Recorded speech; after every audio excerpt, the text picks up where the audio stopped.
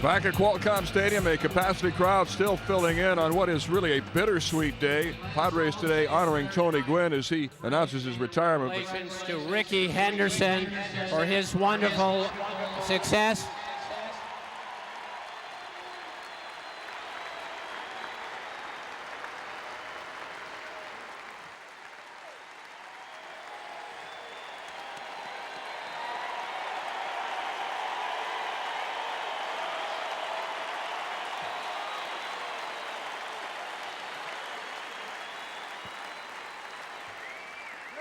And it's my honor to honor one of the greatest baseball players who ever put on a glove or ever picked up a bat, Tony Gwynn.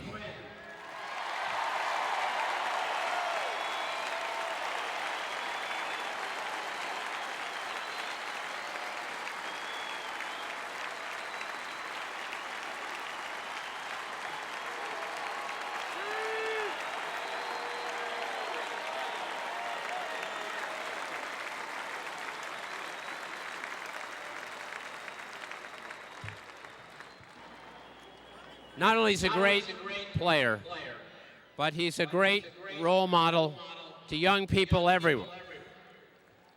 And I know when future generations look back on our national pastime, they will think of number 19.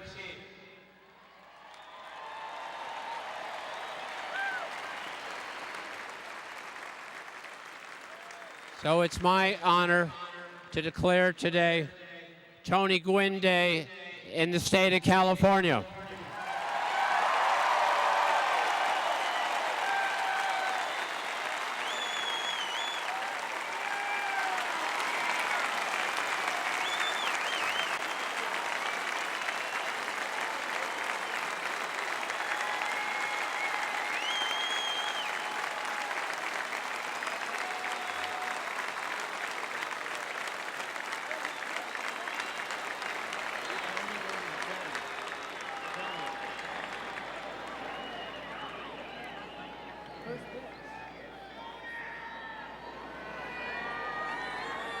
And now, Governor Davis and Tony Gwynn will together deliver our ceremonial first pitch.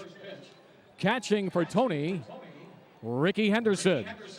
Catching for Governor Davis, Mike Colangelo.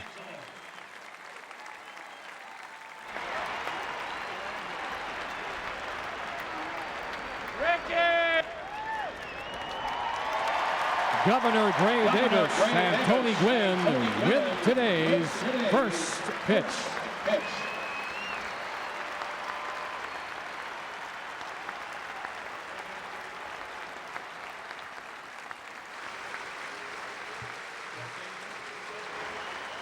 So the emotions already flowing here at Qualcomm Stadium before the game has even started.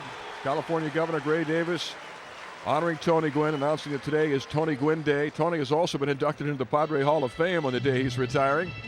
And Tony and the governor throwing out the first pitch. I think Governor Davis said one word that kind of typifies this afternoon in Tony's career: generation. Talk about generations to come. Generations that saw Tony Gwynn start, now saw him leave. I never saw Ted Williams play. I always remember my dad talking about what a great hitter Ted Williams was, Mel. But I'll be able to tell my son 10, 15 years from now just how a great hitter and even a better person Tony Gwynn was during his playing days and the days to come. Both Cal Ripken Jr., the Baltimore Orioles, played his game last night. Tony playing his last game today, both bowing out after long careers, each with one club, something you may not see happen anymore because of free agency and the way players move around. Tony's agent, John Boggs, you may not see this happen anymore, a player playing 20 years with one team. And how blessed we've been to have Tony Gwynn with us all those years. As I mentioned, generations for 20 years, and 20 generations later, they're going to talk about him. Tony, thanks for joining us. How you holding up, T? I'm trying to laugh my way through it right now, but I'm starting to struggle. I can see that this is going to be emotional today, and we got Padre employees all around me crying today, and my family's here, and it's an important day for me and my family, and I think for a lot of San Diegans. The war has started, and I think our emotions are are starting to show. And, baseball is not as meaningful now to me as it was, 3-4 weeks ago. And so this is going to be a difficult time. But, I'm just going to try to get through it like I always have. Just try to, speak from the heart and be honest and let people know how you feel. And hopefully if it comes out garbled a little bit, they'll understand. The Hall of Fame has already requested your uniform, your glove, bat, and spikes ceremony before the game. What did that mean to you? Well, it means a lot. I mean, I'm one of the fortunate ones, and I have some stuff that is at the Hall of Fame already. But, to me, the Hall of Fame is a very special place. And some of this stuff, that's where it should go, because what they're trying to do at the Hall is, remind people, how much tradition this game has, how much, to me, how important the game is, not only for the people who play it, but the people who watch it. And so they asked that I, donate something to the Hall of Fame, and I wanted to give everything. I gave my jersey, pants, shoes, batting gloves, bat. After today's game, I'll give them the helmet to go along with it, because I think if there's a place for it to be shown, that's the place, the Hall of Fame. So, one of my favorite memories of you was a couple of years ago when we went back to Cooperstown for the Hall of Fame game. We all went in there in a private showing on Sunday night, and they let us walk through the museum. And I just remember walking behind you and seeing your face as you look at the plaques of people like Babe Ruth and Tris Speaker and Cy Young and others. And now you've even taken a step closer to being there. Yeah, and who knows what's going to happen 5 years from now. I just know that, when you walk through those halls, you realize just how special a game this is, and how lucky we are to have the opportunity to play it. And when you get to the point where you've played 20 years in your career, and people are starting to say the same things that they said about Lou Brock, or any of these guys. I can go on Willie Mays, Hank Aaron, George Brett, Pete Rose. When you hear your name mentioned with the great ones, I think it really lets you know how difficult it is to be successful in this game. And so, I was in awe. And that's the only time I've been to the Hall of Fame, was when we were there playing the Hall of Fame game. And it's a very special, special place. And you start looking at the plaques, and you start trying to correlate when guys got into the Hall of Fame and when they were playing during their career. And a lot of times people had to wait, 10, 11 years before they got the opportunity to go into the Hall. Tony, Rickey Henderson just went out to his left field position to a thunderous ovation. He needs one hit for 3,000. Have you given him any batting tips today? Well, he came out early today with me. We wanted to kind of go down nostalgia lane and do things like we used to do. We used to get here early and take batting practice. 2 or 3 guys today, Phil Nevin and Rickey Henderson and we came out and took batting practice. And the thing with him, to me, is he's surprisingly calm. I remember how it was when I needed one. Then I was kind of sitting on pins and needles, but he's calm. He swung the bat good and early hitting today. I think we all hoping and praying that he gets a hit today so he can join the 3,000 hit club and give the fans something, something else to remember this last day of the season.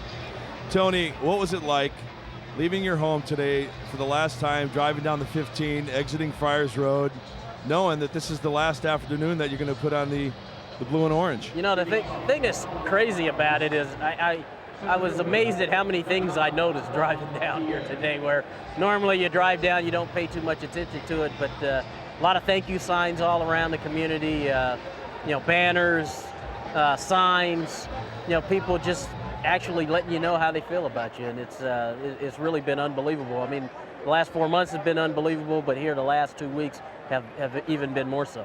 Well, we appreciate you being with us, so stay with us. We'll talk to you throughout the ball game. Yeah, as Juan Pierre steps in to lead off for Colorado. See the number 19 on the bases to honor Tony. A caricature of Tony in the first and third base lines, along with his signature. Juan Pierre having a terrific year, hitting .327. Recently picked up his 200th hit. He's second in the league to Rich Aureli of San Francisco in hits. And Brian Lawrence's first 2 pitches are strikes. And what Pierre does so well with the defense, Phil Nevin. Ground ball to short. Jimenez going to have to hurry. The defense has to really be on the toes. One false move, and Pierre with that speed could be safe at first base. Take a look at the AutoZone starting lineup this afternoon for Colorado. You've seen Pierre, Terry Shumpert batting second, Todd Helton at first base, Jeff Cirillo at third, Juan Uribe at shortstop, Jacob Cruz in left, Mario Encarnacion in right, Ben Petrie catching, and John Thompson, the pitcher, batting ninth. Larry Walker is not in the lineup today, so he is assured of winning his third batting title. Well, Brian Lawrence looks like he's going to be a keeper for many years to come if he can stay healthy. You see the last 9 starts, an ERA just over 2. Tony, are you still with us?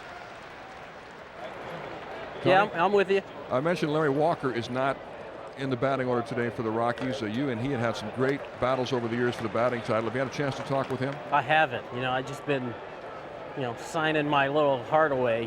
Just lots of things going on this weekend. But, Larry Walker's been a great player, and you'd like to congratulate him on winning his third batting title. And he's one of those guys that's not a fluke. I mean, he's a great hitter, and he does a lot of things well. And 3 batting titles, he's doing very well. It's not as easy as we make it out to be, but he deserves a big congratulations. Well, for the last 10 years, it's either been a Padre, you, or a Colorado Rocky winning the batting title. Yeah, I heard to that. third. Phil Nevin over to first. How about the show Phil Nevin put on last night, T? 3 home runs, including a grand slam, and 6 RBIs. He's been solid as a rock for us, and him in the 4-hole and Plesko in the 3-hole. If we can get Phil locked up, this is going to be a really good ball club for a long time. And 41 homers, he's hitting 300 again. He's settled down really at third base now. He's playing a solid third base, so he's one guy I think we got to get. We got to get under lock and key, and hopefully we'll be able to do it. That was a pretty good salary statement on his part. Well, that didn't mean anything, after today, I'm the coach at San Diego State, so what does that mean? 1 ball and 1 strike to Todd Helton. I mentioned the batting titles over the last 10 years. Tony has won 7. Larry Walker has won 3, and Todd Helton has won 1. Andre Galarraga won. Gary Sheffield won. The last non-Rocky or Padre to winning batting title was Terry Pendleton of Atlanta in '91. Tony, I remember you talking about Todd Helton's swing, and one word that stuck out, you said he's got a violent swing. Yeah. Does it amaze you how he can put the bat on the ball with such an aggressive swing like that? It really does. And, that last swing right there shows you a little bit of the aggression. But he's under control. This ball is in, it's off the plate, but you see him work his hands inside. Taking the knob of the bat to the ball, but keeping his hands inside of the ball. That allows him to get the barrel head out there. And that's what he does very well. He can do that on the ball in. He can do it on the ball out. He's just a good, solid hitter. Strike 3 called. Helton takes a called third strike, and Brian Lawrence is retired to Rockies in order in the top of the first.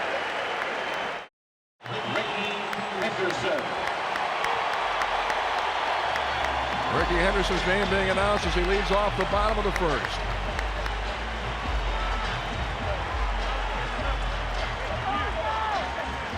Rickey yesterday picked up his 2,999th career hit. The young lady followed Rickey back to his days in Oakland, gave her a hug, got a base hit. He needs 1 more for 3,000. Fans are on their feet here at the Cube.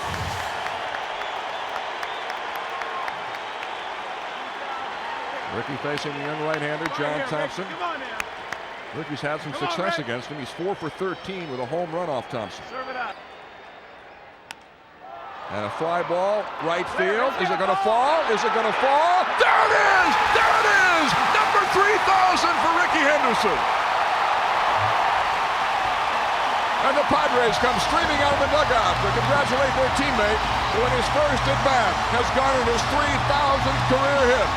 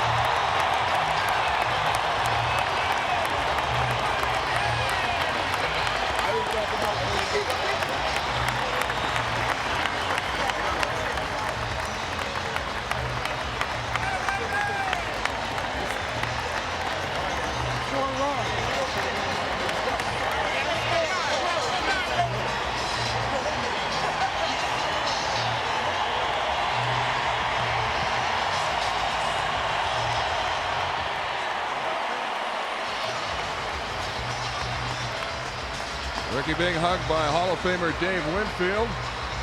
Someday soon, Rickey Henderson will also be in the Hall of Fame. What a moment here at Qualcomm Stadium in his first at bat. A double to right field off John Thompson. He becomes the 25th member of the 3,000 hit club, and now tied with Roberto Clemente for 24th place on the all-time hit list. And the records continue to fall for Rickey Henderson.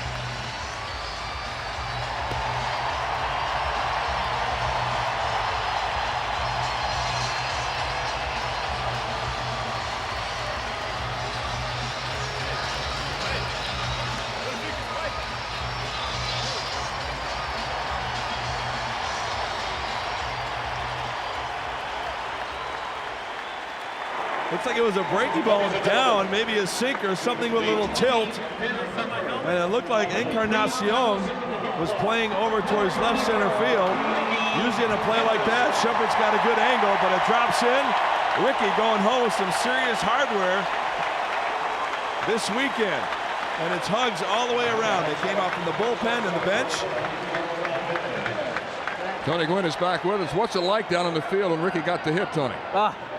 It was unbelievable, and it's a moment that I'm sure everybody here will remember. I hope these players remember from both sides, because it's really special, and we're all really extremely happy he got it here at home. I mean, you know, I didn't get to do this myself, and the fans deserve to see this. So, you know, he was talking about not playing this week, or not playing today, so we're glad we got him in there. He got a hit the first time, and now he can have some fun. Well, he was talking about not playing because he felt today belonged to you. Did you talk him out of it? I talked him out of that real quickly. You know, it was. I told him I appreciate the thought, but you know, you never know how many opportunities you're going to have. And you know, after the other day, he hit the ball down the line and it was fair, and they called it foul. You know, and then he sneaks one in yesterday. We had to sweat it out to the last day, but we're glad he got it. Pickoff attempt at second. We're not going to call him out. No way. That's John Shulock, the second base umpire, the guy who missed the call Thursday on the ball hit down the right field line. You think he's going to call Rickey out? No.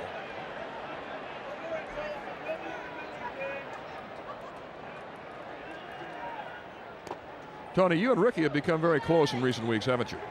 Well, you know, we've always been close, because the thing about our games, both of our games, are that they're based on working. You know, you have to work early in the day and kind of fine-tune the things that you want to do. You know, Rickey's got his own exercises and things that he does, and you know, the last couple of days has just been a lot of talk about trying to keep his swing in line, because you know, he gets in that crouch sometimes and he pops up out of it, and that makes his swing long. And so, like I said, he came out here early today. We took some batting practice for about 10 minutes, and you know, he felt strongly today that he was going to get it done, and he got it done. And it doesn't really matter what kind of hit. Bottom line is he got to 3,000. He's a member of the 3,000 hit club, and we're all so proud of him. Ground ball up the first baseline and foul. Tony, I know you've worked with hitters through the years. A couple of guys have asked you for your opinions.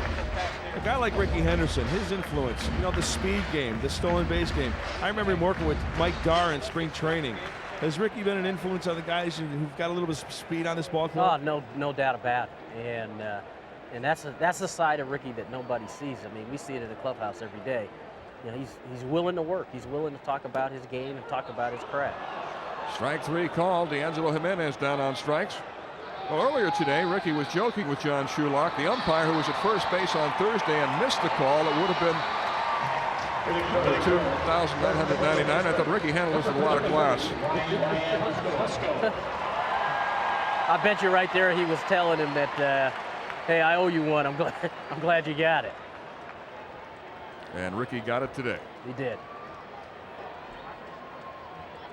Ryan Klesko up for the first time, finishing off a superb year. Hit his 30th home run yesterday, 113 runs batted in.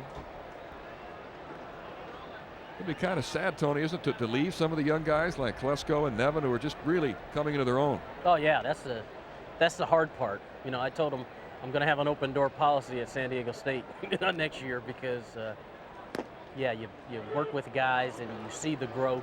You see guys starting to understand it, and they're starting to take off. I mean, you know, Klesko's coming to his own this year. Nevin, who I think has been a good hitter all along, he's gotten better. You got, Ray Langford came over here. He's gotten better. And when you have guys that want to work, good things can happen. Ground ball knocked down by Todd Helton to the pitcher. Thompson covering. He drops the ball. Rickey Henderson goes to third. Fusco is safe at first.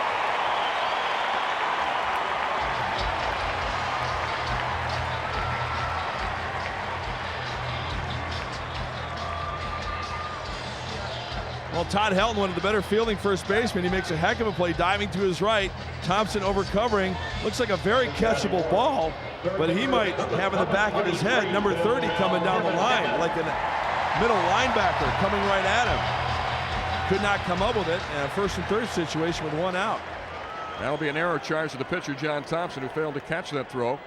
Phil Nevin up with runners at first and third and one out. Phil, who yesterday became only the 5th Padre to homer 3 times in a single game.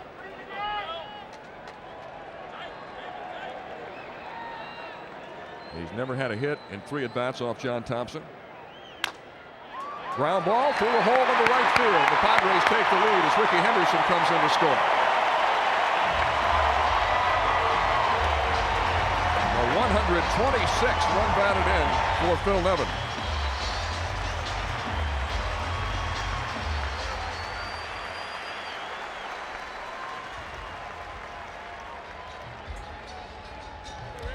Well, it wasn't hit that hard. It just found the perfect hole, and Rickey Henderson just broke another record, his own record, by scoring another run. On Thursday, he broke Ty Cobb's record for most runs scored in a career and adds one more to that today as he gives the Padres the lead coming in on Phil Nevin's base hit.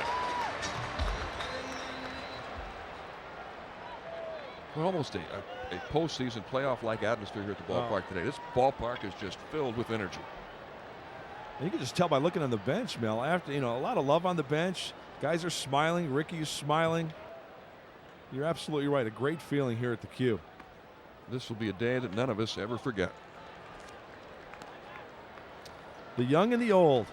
Rickey Henderson still looks like he's 22 years old. Talking to Wiki Gonzalez. And as Tony said, what an influence he's been in the clubhouse.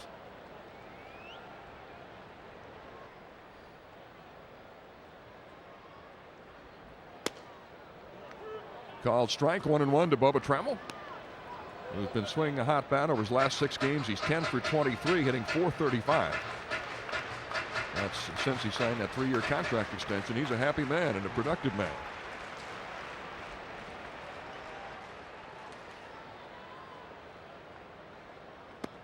Fastball in there.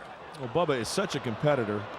I bet you he wishes the season would go another 2 months. Like you mentioned, Mel, the security of that contract. Finally given a chance to play and paying off for the Padres this year. One heck of a year. He's going to have a heck of an offseason.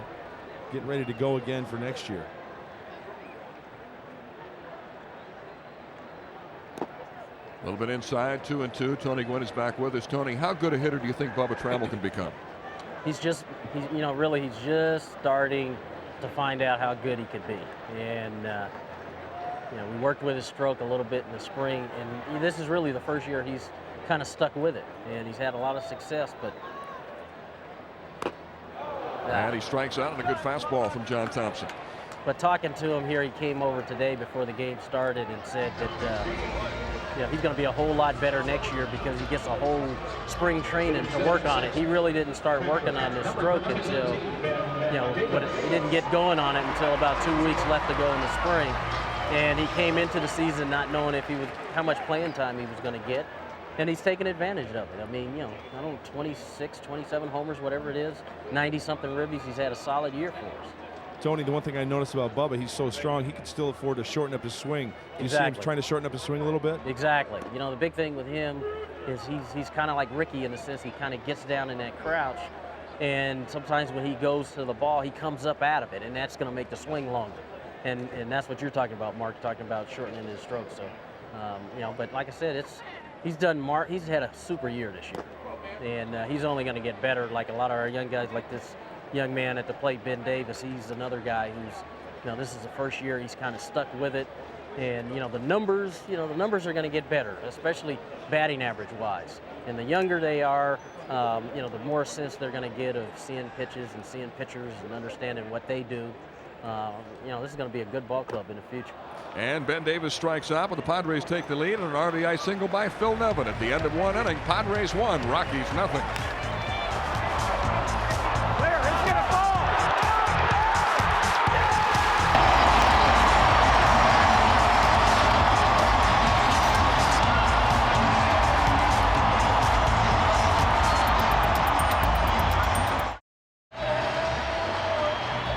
Fans saluting Rickey Henderson as he goes out to his position in left field. Rickey getting his 3,000th career hit off right-hander John Thompson of the Colorado Rockies. His first major league hit was back in 1979 off Texas Ranger left-hander John Henry Johnson. His 1,000th hit came in 1985 in Milwaukee off Moose Haas. His 2,000th hit was also against the Brewers off Cal Eldred. And a 3,000th hit coming today. Looks like Rickey's going to come out. Mike Colangelo's going to go in for him. Number 21, Mike Colangelo, replacing number 24, Rickey Henderson.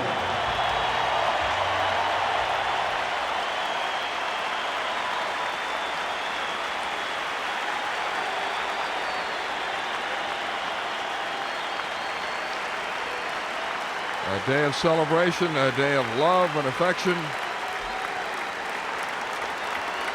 What an afternoon.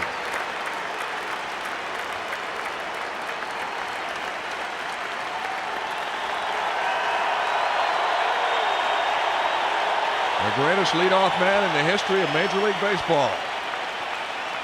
Coming off the field, hugging all of his teammates, waving to the crowd again.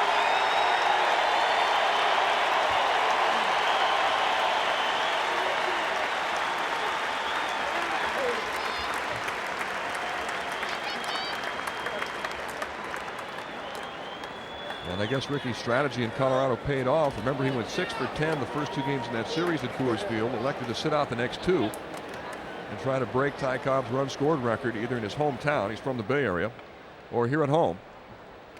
And he's now done both here in San Diego. It does seem appropriate, does it not? People were wondering why have the 2 days off, swinging the good bat. But it's perfect. Last day of the season, hugs all the way around, and what an honor and what an ovation from the fans. There's something special about, we've seen, Mel, these fans, 98, the World Series, how this place just rocked through the years, how they've appreciated Tony Gwynn and great Padre players. But it's only fitting that Rickey gets taken out after the first inning and have a great ovation from these people. 3-0 to Jeff Cirillo. Well, with Tony Gwynn and with Rickey Henderson, you sometimes forget there's a ball game going on here. It's all about them today, though. And Cirillo draws the leadoff walk.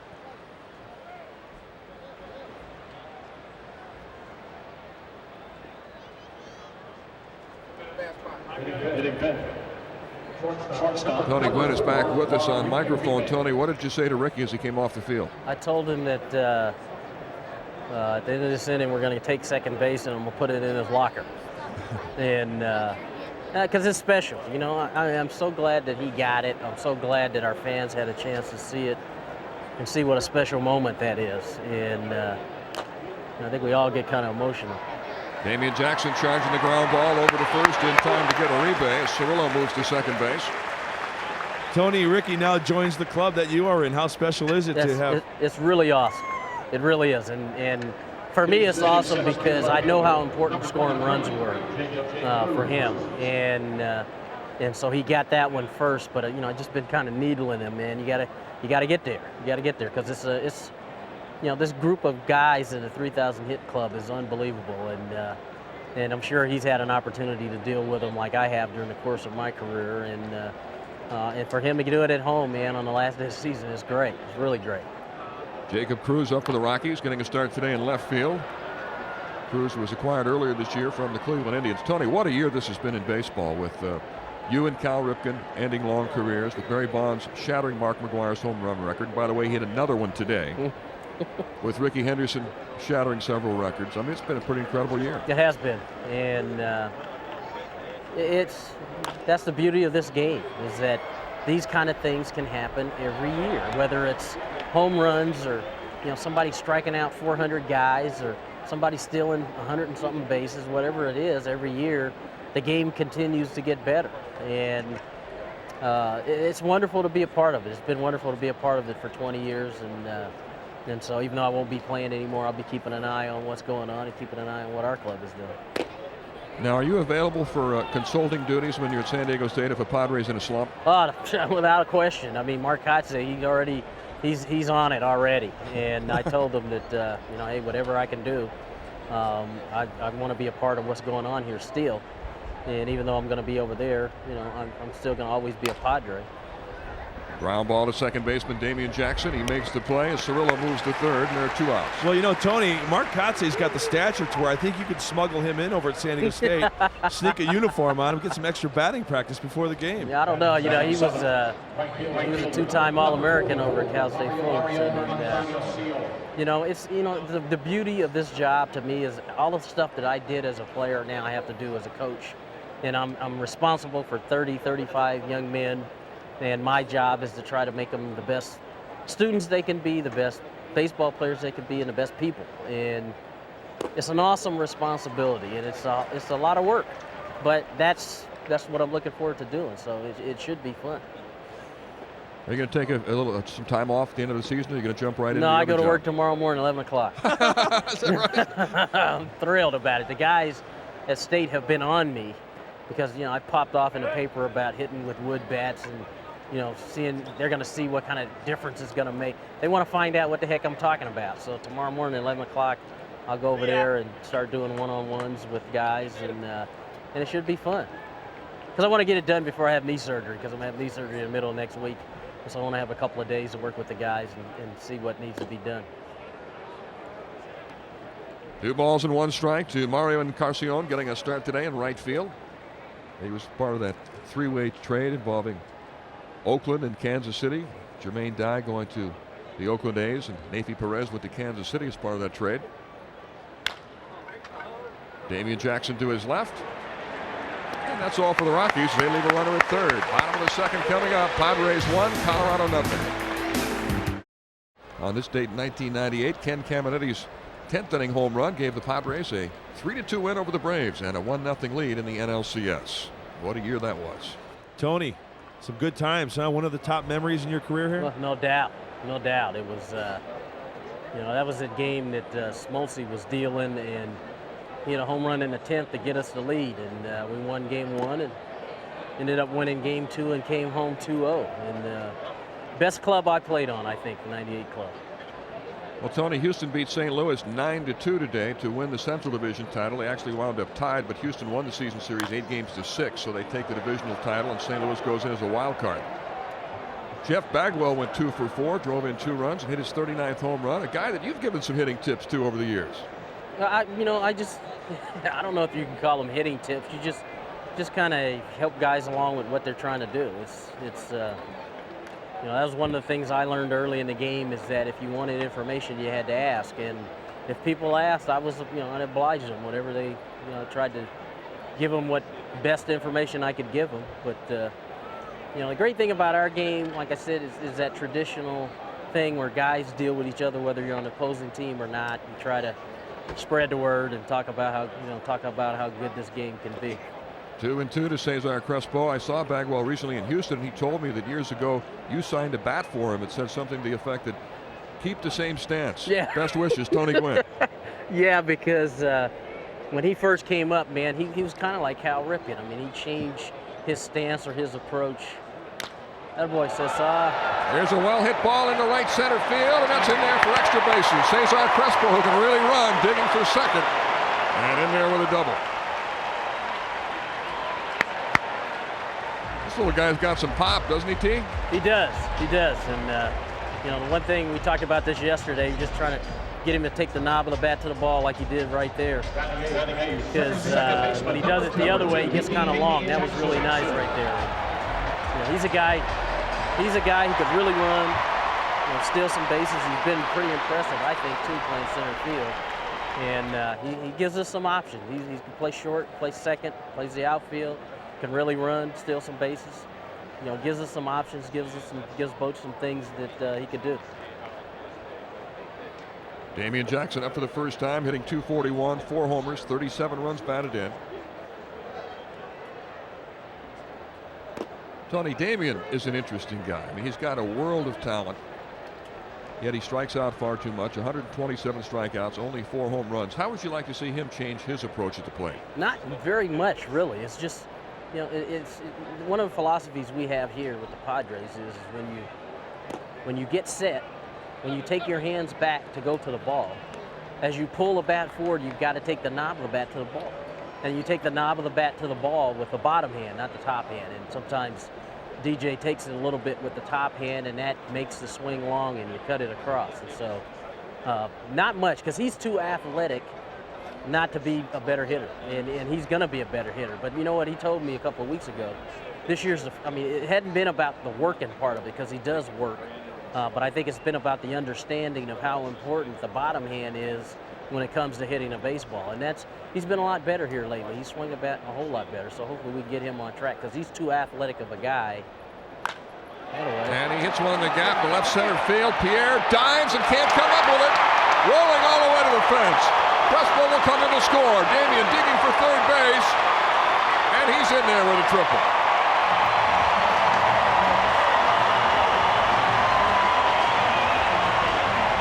Okay.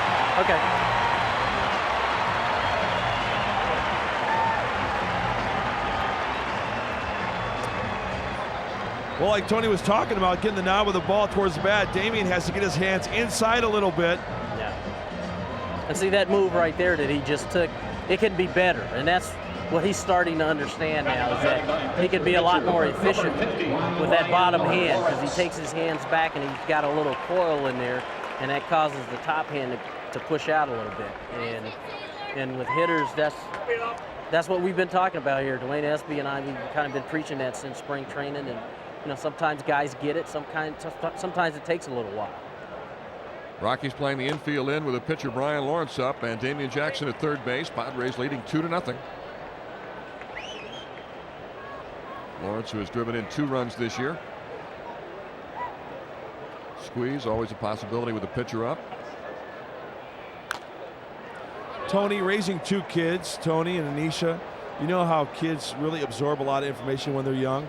Translate that into going over to state. You're going to have young kids out of high school teaching your technique, your philosophy. Do you think they're going to be perceptive to what you have to teach them? I believe they are. I think they're actually kind of looking forward to it, because the philosophy, everybody thinks it's really a big deal. Like it's, I got to pull Ted Williams' book out and start breaking it down. It's really not that difficult. It's really pretty simple. 2 things: you get in position and you trust the swing. You take the knob of the bat, you take it right to the ball. You do those things consistently, you're going to have some success. Strike call. Tony, you'll be Anthony's coach. Volunteer coach this year and the head coach the following year. Now, is he going to have to call you coach or dad? Either one. Either one works for me. He's going to have to deal with his teammates, I think. But, when he comes plays for me, he's got to get a haircut. I told him that today. He laughed. He thought that was funny. I thought Dad was joking, but it should be fun. I just really believe this is a job of a lifetime, really. And I just kind of lucked into it, decided I was going to retire. Coach Deese decides he's going to retire at the end of the year. And so I've got a whole year off, really, and I'll learn the process and hopefully get in there and do a good job. And Lawrence hits one to deep right field. Encarnacion backing up. He makes the one-handed grab. And Damian Jackson will tag up and score. And it's 3-0.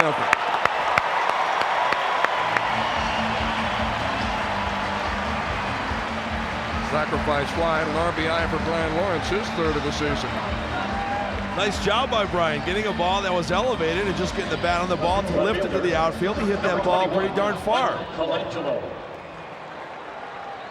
It's a fastball about thigh-high outer half. Thompson wanted to get that pitch in. I'm guessing it's easier for a pitcher to get those hands a little extended, get the bat on the ball, rather than a good fastball on the inside part of the plate. So nice going, Brian Lawrence. Mike Colangelo, who replaced Rickey Henderson in left field, up for the first time. And takes a ball from John Thompson.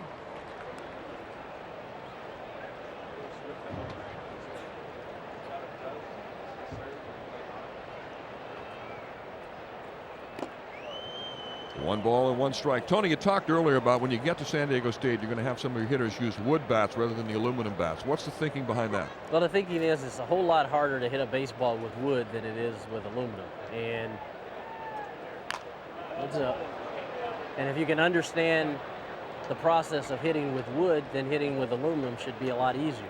And it's not a theory that's that I made up. It's a theory that a lot of colleges can't afford to buy wood bats. That's the bottom line for that.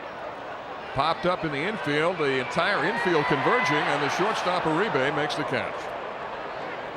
And so in my 20 years in the big leagues, I called in some markers that I had, and we got our first batch of wood bats. And so guys are going to learn how to do it with wood first. And I think if they can grasp it, then hitting with an aluminum bat will be a whole lot easier. Tony, you think the biggest adjustment is the fastball inside, the hard pitch on the inside part of the bat? I mean, wood, chances are it's going to break at times, but with an aluminum bat, you get a lot of hits that way. Yeah, hitting with aluminum, that's really cheating, to be honest with you. The sweet spot's, good 3 inches more on aluminum than wood, and that's what you're trying to preach to them, is that, to be a good hitter, you got to do the same things over and over. 1 ball, 1 strike to D'Angelo Jimenez, who struck out his first time up. So if it wasn't for the cost of the wood, right, Tony, would you like to see all of college baseball go back to the wooden bats? I would, to be honest with you, I would. But, it's not the world we live in right now. We got to do it with aluminum, and so we'll try to make it work. But, hitters are resilient. They'll do what they have to do. And I think, when I go over there, it's going to be a little different. It'll be different, but it's not really that time consuming. It's just how hard do you want to work at it, and how much do you want to understand it, and so we'll see how it goes. D'Angelo Jimenez strikes out to end the inning, but the Padres pick up 2 more runs and now lead 3-0. Tony, at San Diego State, the ballpark is Tony Gwynn Stadium. And I'm speaking with Mark Grace lately. He's also an alumnus of San Diego State, and I think he feels he's being overshadowed. He wondered if he could maybe have like an on-deck circle named after him. He told me that. Yeah, I told him that, once I figure out how things operate over there, we probably could get him some memorial seats or something over there. Strike 1 to Ben Petrick, leading off the 3rd for the Rockies. Tony, what type of team do you plan on building over there? Well, obviously you're going to have to evaluate the talent first. They've got a pretty good ball club for this coming season, but they're probably going to have quite a few guys lost in a draft this coming June, and so you got to go out and recruit. And pitching and defense is just as important in the college game as it is in the professional game, and you want to be strong up the middle. You got to have a catcher, got to have a shortstop, second baseman, center fielder. But I hope just in the knowledge that I can pass across that. John Thompson gets the bunt down, and Phil Nevin throws him out. It's interesting. Brian Lawrence and Nevin running across each other. Sacrifice for Thompson moves Petrick into scoring position. Brian Lawrence almost acting like a guy on skates in a hockey game, screening the goalie out in the crease. That's great concentration on the part of Phil Nevin. Thompson giving himself up. Most important, getting that out at first base. Tony, when you talk about improving the program at San Diego State, I would think key is to keep the local kids here. San Diego area is such a hotbed of baseball talent, yet so many of them have gone to other schools. Well, that's the goal. The goal is to try to keep the best players here in San Diego. Now, I don't know, I hope we'll be able to do that. I'm not really sure, to be honest with you. And so when the season ends and I have my surgery and I recover from that, I will be out and about, seeing a lot of games and seeing a lot of players, talking to coaches. Juan Pierre puts a charge into one, deep down the right field line, and gone. Only the 2nd home run of the year for Pierre. A 2-run blast for the Rockies. Leadoff man cuts the lead to 3-2. How about that, T? How about the year this kid's had? 201 hits. And remember when we played them early in the year, he wasn't even starting. And to have the kind of year that he's had, and I'm sure as a contact hitter, when you do get a pitch and you go deep, man, I'm sure he's pretty excited about it. But he's had a heck of a year. You got to tip your cap to that kid because he works hard, put himself in a position where I think he's going to be the center fielder for him for a long time. They say he has a work ethic much like yours in spring training. He would sometimes show up on off days to work out. Buddy Bell kiddingly had to threaten him he was going to fine him if he kept showing up. Yeah, no, he told me that Buddy Bell told me he had to send him home a couple of times. So, and that's what you like to see. You like to see young guys putting forth the effort to have the kind of success that he's having.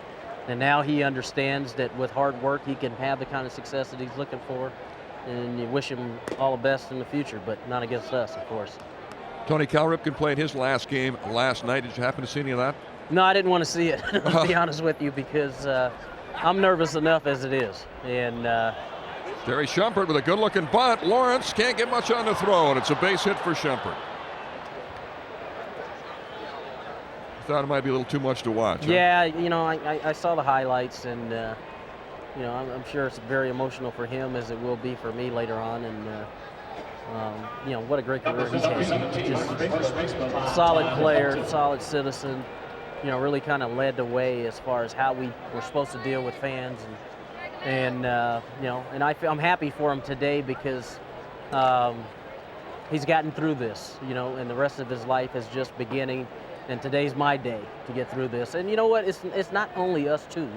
We're two guys who are getting a lot of attention, but there are other guys like Eric Davis in San Francisco who's retiring this year.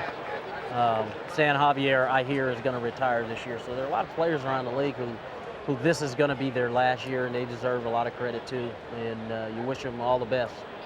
I had the good fortune of covering both you and Cal Ripken for a number of years. People often ask me, what's the similarity? Why are they both great? And I say it's the work ethic. Both you guys have never taken anything for granted. Remember when Cal was approaching Lou Gehrig's consecutive games record, he was out there taking infield every day, something he didn't have to do, but was just a part of his preparedness. And that's the thing is that once you start doing it, it's just part of your everyday thing, and you don't really look at it as that big of a deal. Nice play. Our cameraman snatched that with one hand. Nice play. All right. Is that John Davignon? We're going to have to sign him up. But it just becomes part of your routine. You just, that's what you do on a daily basis. And, we got a lot of credit for being guys with good work ethics. But when you think about it, isn't that what we're all supposed to do? Have you had much conversation with Cal? Not much. We usually talk at the All-Star game, and this year was no different. And I'm sure, coming down the stretch, I thought about calling him, but I knew, he's going through a lot like I was going through a lot. And somewhere down the line, we'll get together, talk about our careers, talk about things. We talked a lot at the All-Star game this year. Damian Jackson's been busy today. Lawrence covering first, got him. Terry Shumpert moves to second on the play. And Todd Helton is retired, 4-1. Tony, tomorrow, sun's going to come up. You're not going to have to hit anymore. I mean, no batting practice. You're not going to have to hit off the tee. You might, how in the biographies of the bios of these players, hobbies, fishing, golfing, hitting. Is that going to be one of your hobbies? No. Every once in a while, you just No, I want my knees to stay healthy now. That's why. That's where the knee problems come from. They come from the torque that you put on your knees every time you swing the bat. And my left knee, which is my back knee hitting, for years, it's the torque. It's the twisting of the ligaments and the cartilage in there. And so after today's game, I don't have to hit anymore. I was telling these guys in the clubhouse today that I'm gonna become a whole lot better hitter after today's game is over. The stories are gonna be humongous now. But I guess you have to show the young guys over at San Diego State how it's supposed to be done. So I guess I will have to. But high fly ball into left center field. Crespo calling for it. And he's got it. But a two-run homer by Juan Pierre has cut the Padre lead to 3-2. Ryan Klesko leading off. And he takes a strike from John Thompson. Klesko reached on an error by Thompson his first time up. Thompson, who throws pretty hard. He'll sink it, the fastball. A slider and a changeup. Thompson pitched a great game his last time out. He shut out Milwaukee on 5 hits at Coors Field, the second complete game shutout of his big league career. And Mel, both pitchers now have an advantage. Thompson is now in the shade of the ring of lights. So we've got shade, light, and shade again. Klesko at the batter's box in the shade. Slider inside, 1-2. This is a tough time of the day to hit. Thompson faced the Padres in Colorado the last time the Padres were there. He pitched 5 innings and left the game with an 8-4 lead. But the bullpen gave it up, and the Padres came back to win that game. Actually, the Rockies came back to win it, 15-11. Musco unhappy as he's called out on strikes. 5 strikeouts for John Thompson. You know, like the hitters, it's tough to hit. I'm wondering if the umpires have a tough time kind of calling the outside corner. It looked like a pitch that might have been off the plate just a little bit. Jeff Nelson, the plate umpire today. But Rhino not too happy with it. Ball 1 to Phil Nevin, who singled in a run in the first to give the Padres the lead. They added 2 more in the second to go up 3-0, and then Juan Pierre hit a 2-run homer in the top of the third.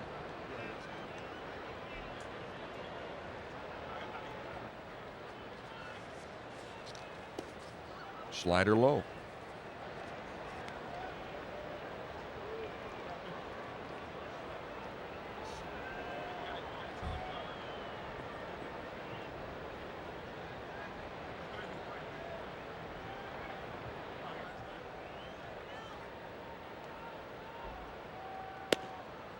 Ball 3, 3-0. Phil Nevin and Ryan Klesko have combined to drive in 239 runs this year, the most ever by 2 Padres teammates. The old mark was 225 by Ken Caminiti and Steve Finley in '96.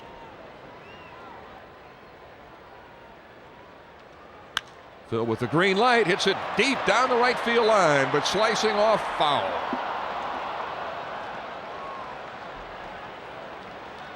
Well, Phil has risen to superstar status.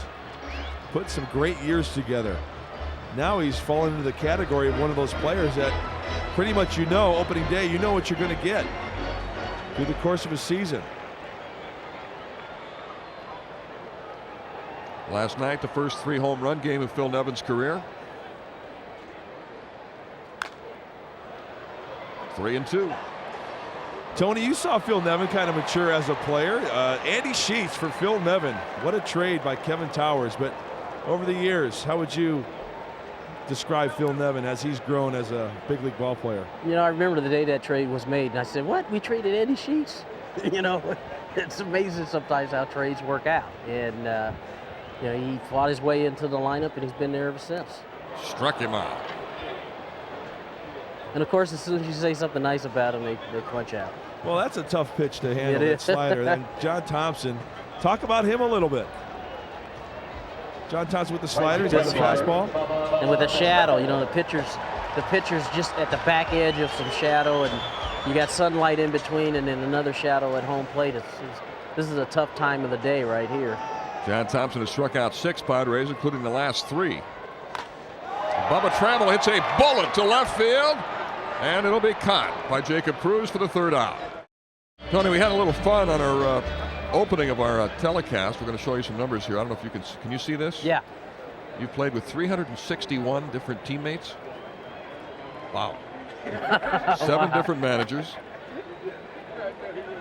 You know, it's weird because at one point here, I mean, teammates were flying out the door real quick. You know, and it's kind of settled down now. But you know, in 20 years, you got to expect some numbers like that. 7 managers. Juan Uribe hooks one down the left field line, rolling to the fence, and he's digging for second base. In there with a double. This kid looks like he's going to be a pretty good player. And I thought they traded a pretty good player in Effie Perez to give him an opportunity to play. He's done a nice job for them. A triple and a home run last night and a double today. Talking to some scouts, Tony, they say he's got better hands, better range, better arm than Nafy. Wow. He's fun to watch.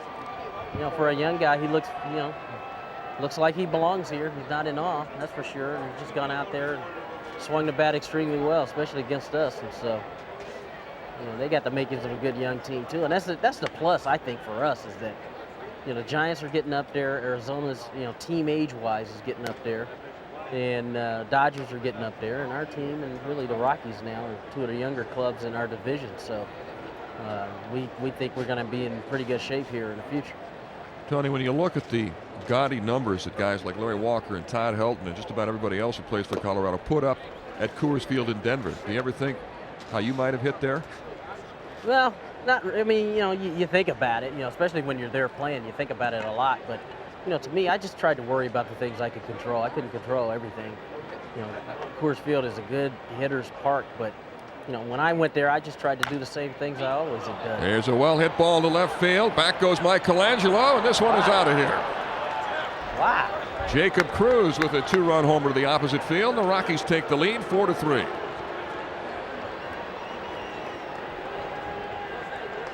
It's the first home run of the year for Cruz.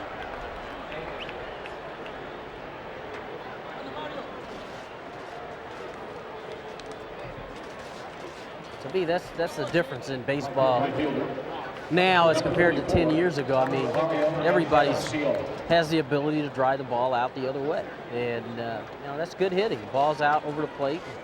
Instead of trying to pull it or hook it into the right field corner, you just went with it and hit it out of the ball. And, Tony, how tough is that to preach to young kids, especially big, strong kids, because they want to pull everything? How do you get it across that, hey, there are just as many hits to the left center as there are to right center? Well, the hard thing is it really just depends on when you get them, when you can talk to them, because usually... Here's one headed for right field, and that's going to fall in. A base hit for Encarnacion. Usually, if you can get to them early enough, you can make a difference. But sometimes guys get to the big leagues, and they've had success along the way to get to the big leagues, and that's how they've done it. And you really got to kind of reprogram them and get them to think about, I call it doing things right. Hitting the ball where it's pitched doesn't necessarily make you a contact hitter. What it does is it hopefully turns you into a better hitter. And so, philosophies are, they come a dime a dozen. And if the player doesn't believe in it, he's going to stick to doing the things that he's always done. But I think, Dwayne Espy has stepped in here and has really made a difference in that he's been consistent. We talk about the same things every day. And whether it's him talking or me talking, our approach to it is very similar. Ben Petrick up for the second time. He singled and scored in the third inning. Ground ball pulled foul off third base. You mentioned Dwayne Espy, the hitting coach, and to me that's an interesting situation. Sometimes in this game, whether it's a hitting coach or a pitching coach, if someone else is helping out the players, there's some resentment. But you guys work so well together. Yeah, well, I talked to him about it in spring training, when he first got the job, because, it's very unusual to get the hitting coach job in the middle of the season, which happened a couple years ago. Ground ball up the middle. Damian Jackson with a flip. Got him. What a play. Oh, my. What a play by DJ to get the force on Encarnacion at second. From my vantage point here, Bill, I thought he flipped it up in the air. I thought that ball scooted through to center field. But that wasn't the case. Oh, that's beautiful. Tony, as a hitter, over 3,000 hits, you're running down the first baseline. Sorry about it, but that's a fielder's choice. You're right. Those gotta hurt. You're not a real happy camper, but and that's what I meant. Athletic. DJ is probably the most athletic second baseman in the big leagues now, and he's made some acrobatic plays out there, and we get his offense going in the right direction, and he's going to be some kind of player, boy, I tell you. John Thompson up there to bunt. The first pitch is strike. He did lay down a sacrifice bunt in the third.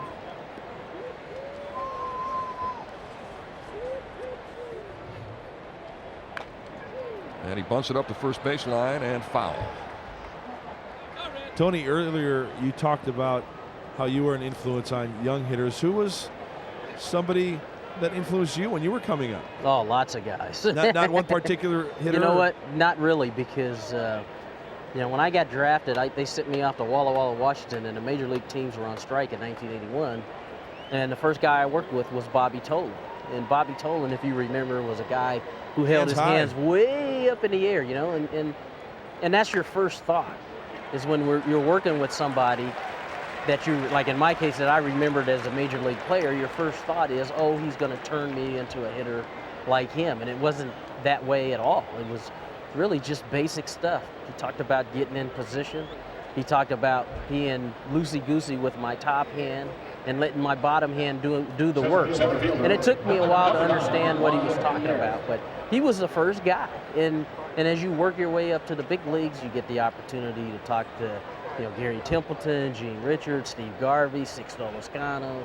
You talk to players on other teams like Pete Rose and Mike Schmidt and Rod Carew and George Brett. And, for me, my career is really based on a lot of the information that I got over the course of over 20 years, and really good advice too. Just I would pester the heck out of these guys every day, and when they said no, it was no. When they said yeah, I sat there and I listened, and I learned a lot. There goes the runner. Petrick running. Throw by Ben Davis. Got it. No, the ball was dropped. I think they would have had him if Damien had held on to the throw. Stolen base for Petrick.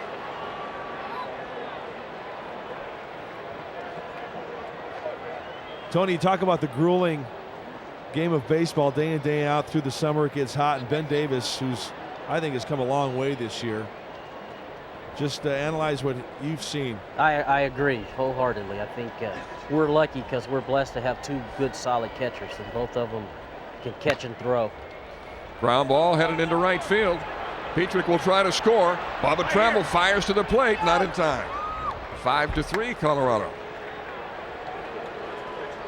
Well, Thompson unable to get the bunt down. He struck out, so Petrick stole second base. And Pierre brings him home. A 3 RBI game for Juan Pierre. Boy, Pierre does it all. He's got the speed. He hits the ball on the ground, finds the hole. He got his hands through quick. He pulled a home run down the right field line. Breaking ball in, Tony. What did you see? Just as you described it. I mean, nothing real flashy about what he does. His game is putting the bat on the ball, and he does that. He doesn't strike out all that much. He'll take his walks. He'll get on base. He'll steal a base, put himself in position for the big boys behind him. He's had a heck of a year this year. Terry Shumpert bluffs a bunt, and Pierre might be running here. He's second in the league in stolen bases with 44. Jimmy Rollins of Philadelphia has 46. Boy, there's some good rookies in this league this year. Albert Pujols in St. Louis, Jimmy Rollins in Philadelphia. How about those young guys, T? Pujols, I mean, it looks like he's been here for 10 years already. And for a young guy, he's getting probably close to 40 home runs. He's a 130 RBI guy. He's probably scored 100 runs. In both leagues, Ichiro has been impressive too. So there goes Pierre, and they won't get him. Shumpert up there bluffing a bunt. Ben Davis was unable to make the throw. 45th stolen base for Pierre. Well, with that speed, the pitcher has to be quick. Chances are the hitter at the plate is going to get a fastball, a pretty good pitch to hit. Plus Brian Lawrence, and Tony, you can comment on this. He's got that sinker that's almost like a shot put. Mm-hmm. Well, see, that's the thing is that this is how they generate their runs. Pierre gets on and makes things happen. And now here comes Helton to the plate, and you look at his numbers. He's got 400 total bases this year. You got Larry Walker, who's normally the 3 hitter, and he's put great numbers up. And that's going to be all for Brian Lawrence. Chuck McElroy being called into the bullpen to face Todd Helton. We'll be right back. Left-hander Chuck McElroy takes over for Brian Lawrence, who worked just 3 2/3 innings, giving up 5 runs on 7 hits. He walked 2, struck out 2, and gave up a home run to Juan Pierre. Well, Brian Lawrence, he had the sinker working this afternoon, but giving up 7 hits in those 3 2/3 innings. Hands it over to Chuck. He's pitched in 21 of San Diego's last 44 games. Big inning. The Rockies lead by 2. You can see a lot of hits in those 29 1/3. Like to cut down on the hits. Try to throw one pitch and get out of this jam here in the 4th. And facing a tough hitter in Todd Helton, who has struck out and grounded out. Runners at first and second, 2 outs. Let's see if McElroy gives Helton a lot of breaking balls. Tries to keep the ball away from him and down. Helton, one of the top hitters in the league with runners in scoring position, hitting .357, and he takes a ball. With the double yesterday, Todd Helton reached the 400 total base plateau, becoming only the 2nd player in National League history to reach 400 total bases in consecutive years. The other was Chuck Klein back in 1929 with the Philadelphia A's. You know, by that swing, Mel, and that reaction by Todd Helton, that fastball was 86 miles an hour right down the middle. I'm guessing it's tough for Todd Helton, even the great hitter that he is, to see the ball out of the hand of Chuck McElroy. Ball 2, 2-1. Make that Chuck Klein of the Philadelphia Phillies. In 1929 and 1930, had 400 or more total bases each year.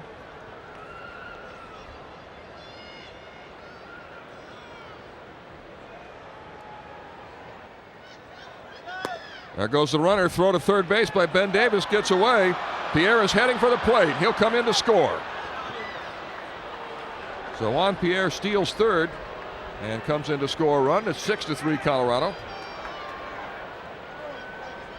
Well, he picks up 2 more stolen bases and now has 46.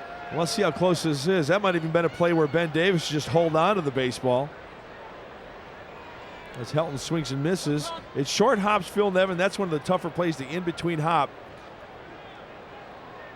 So it's a stolen base for Pierre and for Terry Shumpert, who takes second. Ben Davis is charged with a throwing error. Breaking ball outside. 3 balls, 2 strikes to Helton. Rockies leading 6-3. Foul ball. You know, you have to appreciate the aggressiveness of Ben Davis. You know, you've got the left-handed hitter, you've got the runner going, you've got the clean shot to third base that Chuck McElroy brought in to face the lefty Helton. It's tough to see. After looking back on it, maybe Ben will say, well, you know, maybe I should have hung on to that ball and have Chuck get a chance to get out of this inning without them scoring a run. 6 runs, 7 hits, and 1 error for the Rockies. 3 runs, 4 hits, no errors for the Padres.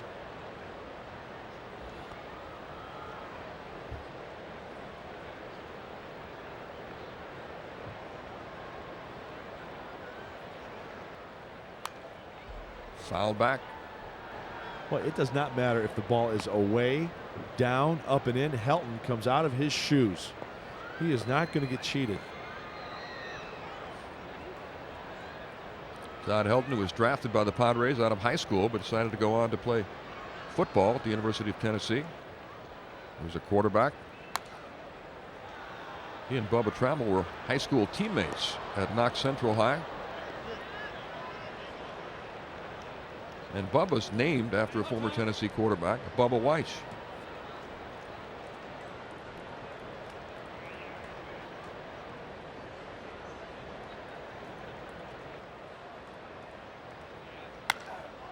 And he hammers one into right center field in deep. Crespo on the run, but can't get it. It's off the fence. Shumpert is in to score to make it 7-3. The run charged to Brian Lawrence. And for Todd Helton, that's his 146th run batted in.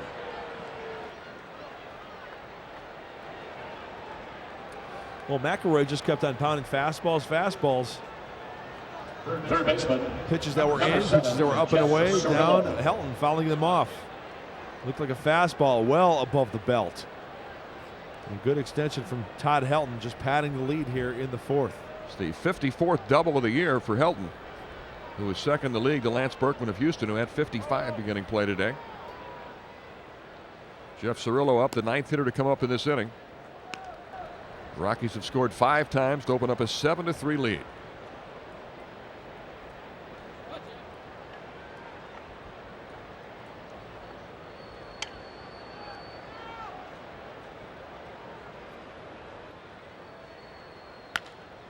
Line drive into center field. Crespo can't come up with it. Helton will come in to score, and it's 8-3. And the Rockies are raining on the Padres parade today. Well, the Rockies taking some good swings off of Chuck McElroy. Double by Helton, single by Cirillo.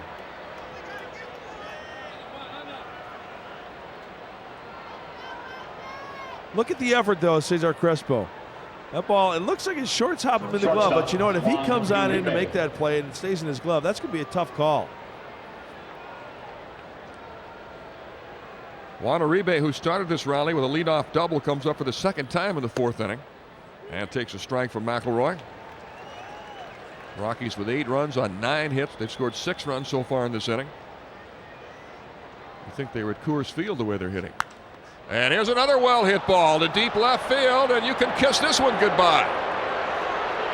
Uribe goes deep, and it's 10-3 Rockies.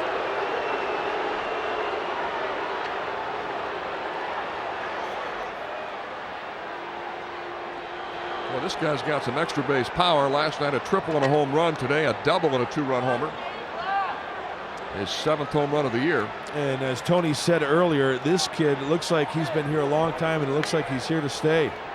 And that's so important in a youngster coming up to the big leagues, feeling that you belong. Number 23. And he's even blowing a bubble during that at bat. How about them apples? Good looking young player. He's bursting the bubbles of all the Padres this afternoon. Now 10-3 Rocks. Sure we're not Coors Field? Jacob Cruz hit a home run earlier in this inning. He's up for the 2nd time. The 11th hitter to come to the plate in the 4th inning. Rockies have scored 8 times. 0-1 to Cruz. Former college star at Arizona State. Acquired in a trade earlier this year with the Indians.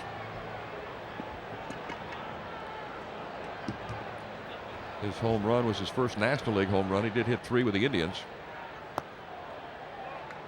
1-1. Oh, this was such a big inning for Chuck McElroy, coming in with 2 runners on base and trailing 5-3. As far as inherited runners are concerned, before this game, Chuck inherited 24 and 10 had scored.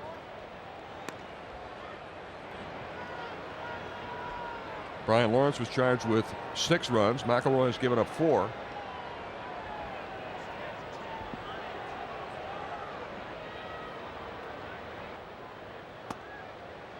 Check swing and a strike, 2-2.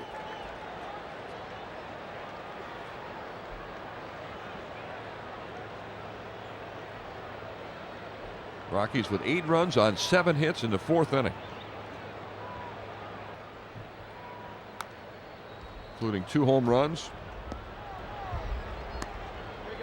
2 doubles.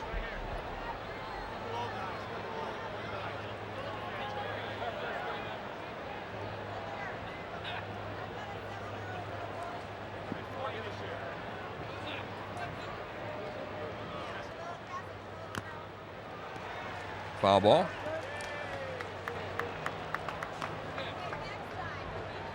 Now the foul tip out of the glove of Ben. Chuck's got to reach back and make another pitch. This is where it's tough. Middle of the ball game, you're trailing by 7. Got to keep that concentration. Make a good quality pitch. Try to stop it right now. Strike 3. And the inning is finally over, but the Rockies sent 11 men to the plate, scored 8 times, and now lead 10-3. Rockies leading 10-3 as Ben Davis leads off the bottom of the 4th. And bloops the first pitch into left field. Well, just like the Rockies last inning, the Padres need some base runners. It's time to start chipping away and try to put some numbers on the board. Don't expect to get 7 innings in 1 inning, 7 runs in 1 inning. Get a couple here, a couple there. The Rockies have the highest ERA in the National League at 5.29.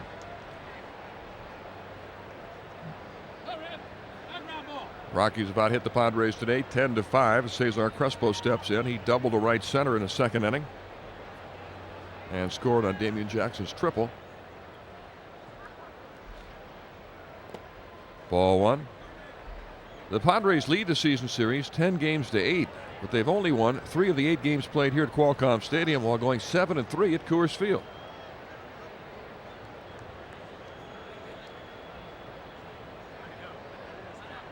It's a whole different brand of baseball, isn't it? For the Rockies to play at that venue and then go on the road, 2 different types. 1-1.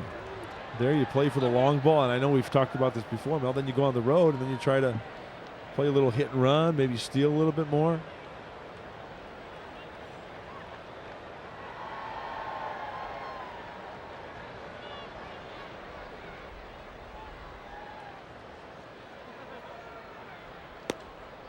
Ball 2, 2-1. Dante Bichette, who had some great success at Coors Field, talks about the difference between playing home at Coors Field and on the road. He said when you're at Coors Field, The curveballs don't break as much. The sliders aren't quite as sharp, and you develop kind of a comfort zone. And then when you go out on the road, those curveballs break a little more. Sinkers sink a little more. So it's a big adjustment for their hitters.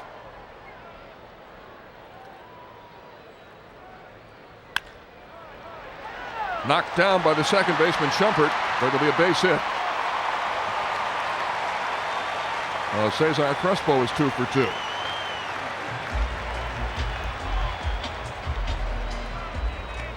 Well, what do you know? Padres have a little micro rally going. First and second, nobody out. Shumpert was playing in at double play depth. He got a breaking ball, speeding up his bat.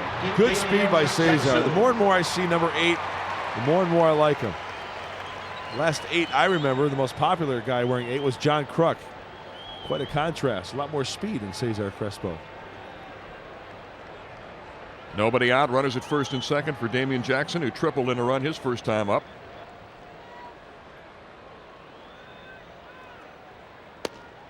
Ball 1. Today the Padres have gone 2 for 6 with runners in scoring position, but in the series they're just 3 for 18, hitting .167.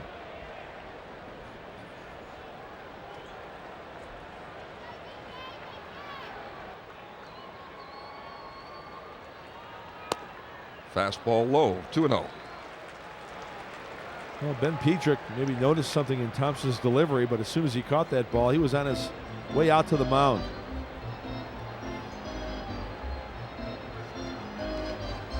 Well, Damian Jackson has had a lot of success against the Rockies this year, hitting .329 in 18 games against them.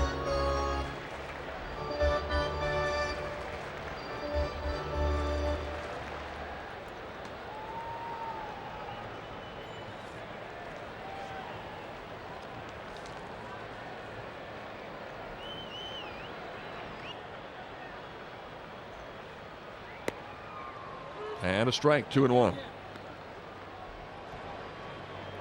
Kane Davis heating up in the bullpen for the Colorado Rockies, a guy that the Padres have hit real hard this year.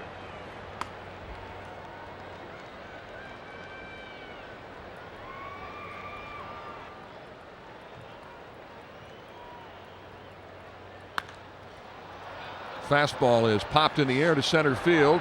Pierre calling for it. 1 out. You know, at first, he did not pick up that ball. Juan is wearing the sunglasses. He's getting a little help from his friends. Cruz. Uribe was going out. And at the last minute, waving his arms, indicating that he, in fact, does have the play. Now the double play in order with 1 out. For the pitcher, McElroy. Number 16, Ray Langford. Well, Ray Langford will pinch hit. Guy who has good numbers against John Thompson. He's 6 for 13 off of him, hitting .462 with 2 home runs. Langford, who has played very little lately because of a bad elbow.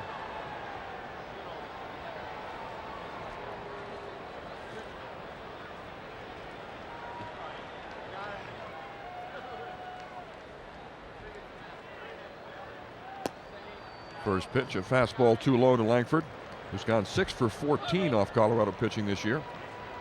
Also had a lot of success as a Cardinal against the Rockies.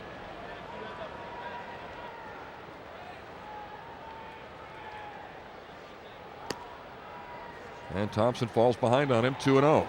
Well, that last pitch really didn't look like that bad of a pitch. It looked like Petrick having a little difficulty because of the late movement. Watch Ben Petrick's glove. That's the one you get on the thumb. After pounding that sinker in that glove all afternoon, I'm sure Ben Petrick has to put a little bit of ice on that thumb after a ball game. Ball 3. Looks to me like Thompson has had a variation of arm slots, very inconsistent within the last couple hitters. He really dropped his arm angle that last pitch. He's got to maintain that same slot to be consistently around the plate. Langford takes a strike, 3-1. John Thompson has overcome a lot of arm problems to resurrect his career. He suffered a torn labrum in his right shoulder in 1999, underwent surgery. Also has had a recurring blister problem on his finger of his right hand. Foul ball, 3-2. You talk about the injuries, Mel, for any pitcher or position player. You're so used to throwing when you're in pain, trying to work it out or trying to rehab. So when you're healthy, you think to yourself, by throwing that way again, maybe it's going to hurt. So you have to get that memory back, that muscle memory back to where you get in that slot, and it doesn't hurt. That's one of those hurdles mentally you have to get over and let it go.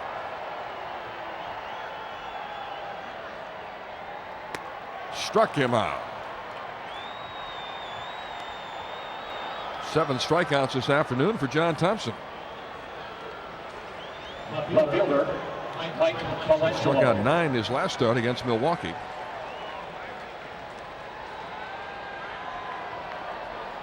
Mike Colangelo coming up with 2 outs and 2 on. Colangelo, who took over for Rickey Henderson in left field. And yes, Rickey did get his 3,000th hit in the first inning. A bloop double to right off John Thompson. Ball 1.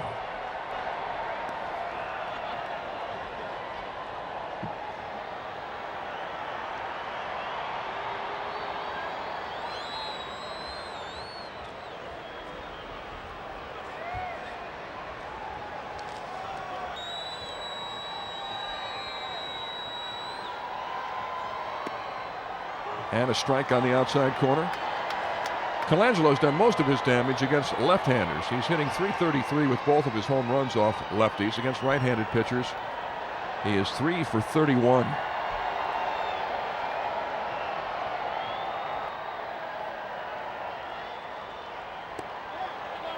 One and 2. That is a good slider. That pitch looks like it's going to be a fastball in the outside corner. And then all of a sudden, some late tilt. Look at the tilt. All it is about 6-8 inches that breaks downward off the plate.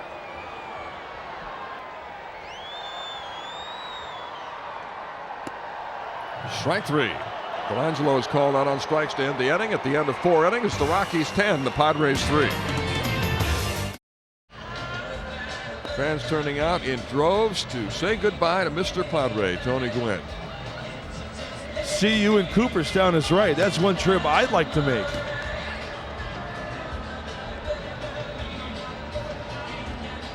Brett Jody into pitch.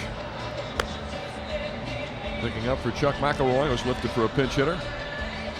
Well, the Rockies with the 7-run lead, 10-3. Chance for Brett Jody to maybe get a few innings in of work out of the bullpen. A little high on the walk side. He'll face the bottom of the order, Mario Encarnacion, Ben Petrick, and the pitcher John Thompson due up third.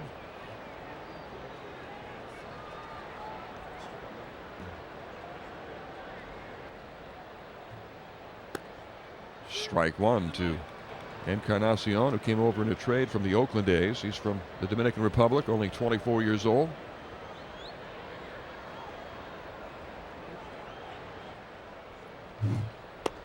Breaking ball, 0-2.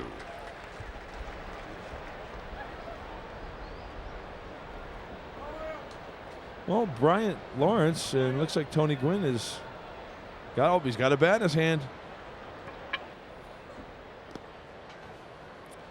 Fastball low, 1-2. I was going to make a point about Brian Lawrence, the sinker slider changeup. Now a different look from Brett Jody. Brian Lawrence, a low 3/4 delivery. Brett Jody, pretty much a over the top Iron Mike type. Bouncer up the middle. Jimenez to first. And throws it away. Like a bar of soap. Throw wasn't even close. Looked like Jimenez just could not find the handle. You can see him showing us on the transfer. Couldn't come up with the handle. Beautiful play up into that point. Catcher. Now, if the bases were 20 feet shorter, he would have been out. This one, not even close.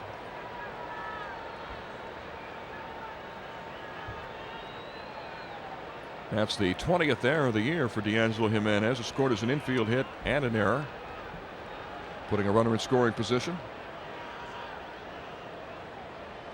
Well, the Rockies in this game have gone 7 for 10 with runners in scoring position. in the fourth inning, in which they scored 8 runs. They were 6 for 6. So they haven't missed out on many opportunities.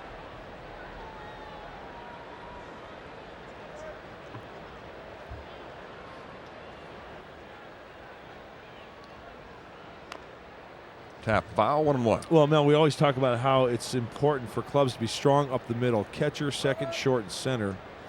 D'Angelo, as you mentioned, 20 errors. That's in 86 games. And that's an area where, quite frankly, the Padres are 16th in the league with 143 errors now. Are definitely going to have to improve on. Another chance for Jimenez. Going to third. Got him. Encarnacion trying to go to third. Jimenez throws him out. 6-5. Petrick safe on a fielder's choice. I'm not sure what Encarnacion was thinking. Yeah, general rule, you have to beat the ball in order to take that base. Jimenez, all he has to do, he fires a perfect strike to Phil Nevin to get the lead runner. Now Brett Jody 1 pitch away from rolling a double play ball. Let's see if Thompson's bunting. Well, he laid down a sacrifice bunt in the third, tried to do it in the fourth, and fouled the pitch off with 2 outs. He struck out. Throw over to first to see if he's bunting. He's actually a pretty good hitter. His last game against Milwaukee went 3 for 4 with a triple. And coming in today's game, he was hitting .259.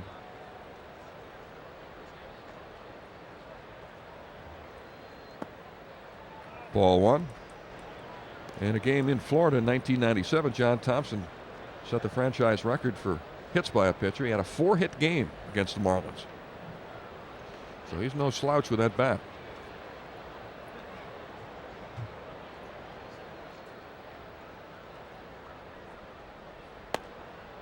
Strike called, 1-1.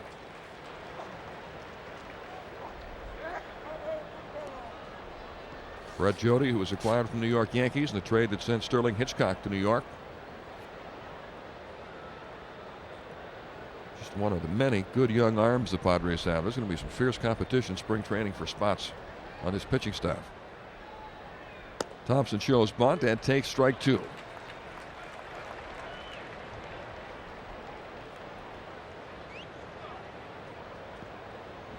Well, they asked him to bunt the last time he was up there with 2 strikes, and he fouled it off. Good spot for a breaking ball.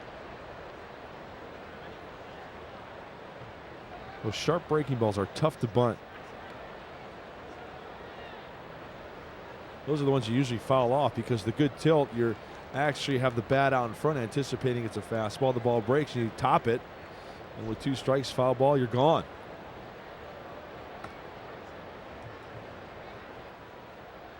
Nevin charging way in. Thompson still showing bunt. Usually a pitcher will have the option to swing away if he sees the third baseman getting that close to him. I thought Phil was going to shake hands with him. Yeah, they better have a good dental plan, that's for sure. If he smokes one, I mean, they're 20 feet away from home plate.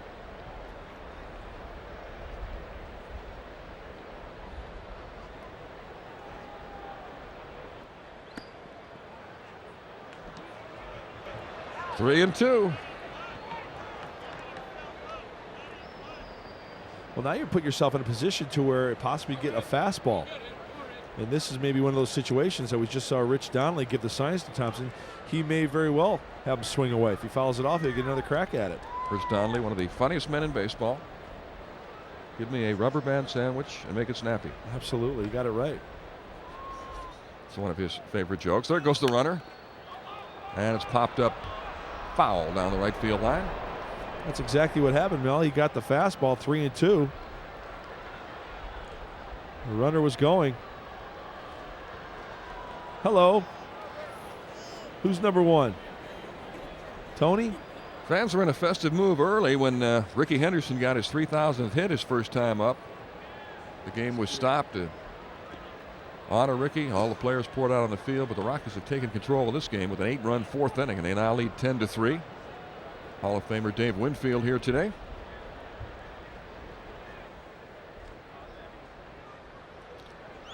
Petrick is running, and it's fouled back. could see Thompson having the right idea on that last swing. It was a fastball once again. Runner going, trying to hit it on the ground. He hits it in the air, it doesn't do him any good. He's trying to advance that runner to third base. There's a guy who could go to first or third with the best of them. Rickey, who got taken out of the game the second inning rather, after he got his 3,000th hit. Petrick is running again. Struck him out. To throw to second by Ben Davis. Got him. Double play. Strike him out and throw him out. And again, congratulations to Rickey. 3,000 hits. This goes to show you the power of wearing the big league uniform. It's such an impression these guys have made throughout their careers. Tony, of course, here in San Diego, and Rickey, wherever he has played in the big leagues.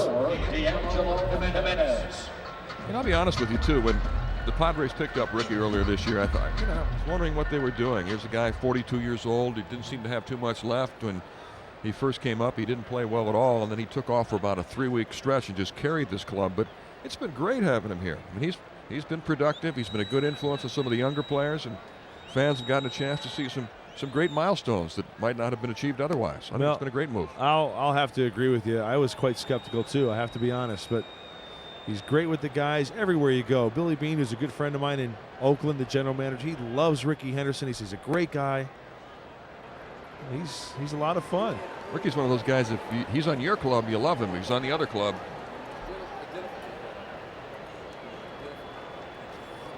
he's been on a lot of clubs, 7 different teams.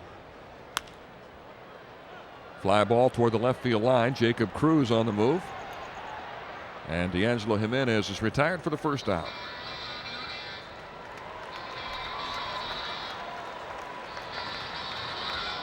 Number 30, first baseman, Ryan Klesko. Ryan Klesko has reached on an error by the pitcher and was called out on strikes his last time up.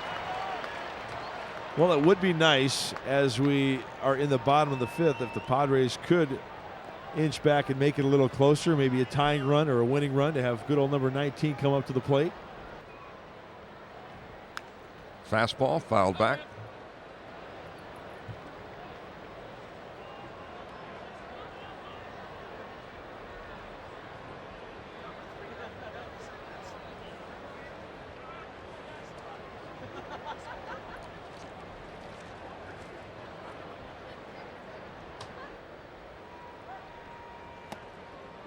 Oh, 2 to Rhino. Hit a home run yesterday to join the 30 home run club for the second time. He hit 34 with Atlanta in 1996.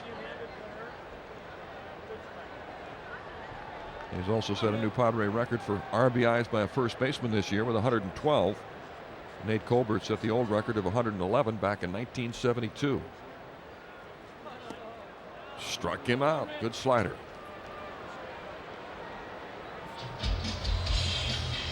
Nine strikeouts for John Thompson. Here's Phil Nevin. Yesterday hit 3 home runs. To center field. Great extension. How about this one inside? Get the hands through quick. He goes to left field.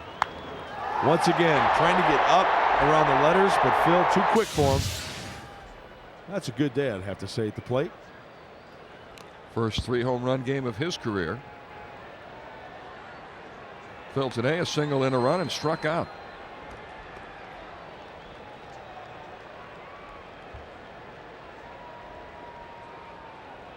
John Thompson has just matched his season high with 9 strikeouts. His career high is 11.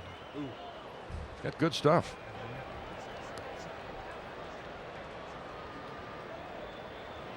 His fastball moves. He can locate it. But the one pitch that I really like is his slider, but I think if he's going to really step up to be a quality major league starter, it's that changeup that he hasn't thrown many changeups today. Slider in the dirt, 1-2.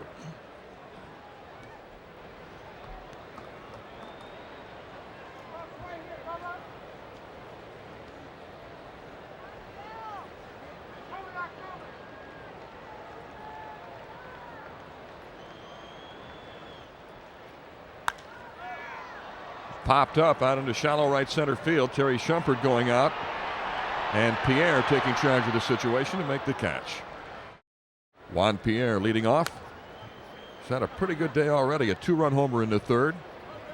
Single in and run the 4th. He scored twice and he stolen 3 bases. 2 bases. He might steal 3, though. But only 2 so far.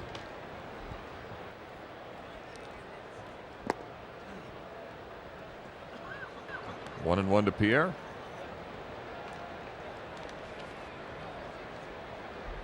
A couple of Hall of Famers talking hitting. See, that's the part I enjoy about the time, not only as a teammate, but now traveling with the team, is not only I'm going to miss that laugh, which is infectious, but just talking on the planes and talking about other things than just baseball and hitting, just about life in general, and teaching baseball at the college level, which Tony's going to do. We all know that. What a great interview, though. That's what I'm going to miss. Oh, the best. A lot of media members around the country are going to miss Tony. 5.5 minute interview that I have to do before the ball games, and Tony is a 2-question interview. Thank you, T. Ground ball to short, backhanded by Jimenez. He's got to hurry. Got him. Boy, that was close. Pierre is so fast. No time for error, and that's a tough play. Jimenez has no time, really. If he tries to round that ball and get in front of it, that's an extra step and a half, and Pierre is safe. He's got to make the backhand on the short hop. He makes a quality play. I don't know whose throat is worse today, yours or mine. Very scratchy. I think my sinuses are a little plugged up. Just, came back from Chicago where it was 40 degrees. High school reunion. Yeah. My 10-year. Yeah, right. I have my 10th coming up. Okay, it was 20. And by the way, everybody said, Mark, you look great. They always say that. At every year. I do have a story about it. Drive down the left field line and deep, and go. Home run for Terry Shumpert. And it's 11-3 Rockies. 4th home run of the year for Shumpert, a guy who spent some time with the Padres a couple of years ago.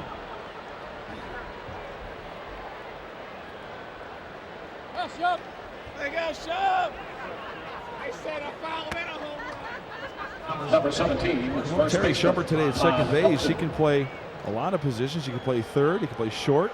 He's got a little pop if you leave one over the inner third of the plate. And that's exactly what he did, turning on that pitch. Strike 1 to Todd Helton, who doubled in a run in the 4th. But at the class reunions, they cut out things, pictures from yearbooks, and they'll paste it on a big collage and put little funny captions. Well, there was this one picture of me when I was a sophomore, and I'm sitting at a desk and I'm looking down at my paper. I've got a book open with a pencil in my hand, and the caption read, 4 + 2 = 6, 8 + 2 = 10, 10 + 1 = 11, ... Gosh, this math is so hard. Were you a good student in high school? I'll be quite honest with you. I was a C average student, and I worked hard to maintain that C average. Got straight A's in Spanish, though. ¿Qué tal? ¿Cómo estás? Go over and join Eduardo for an inning or two then. Bueno peloteros aquí. Rickey Henderson, Tony Gwynn. El mejor in baseball. 3-2 to Todd Helton.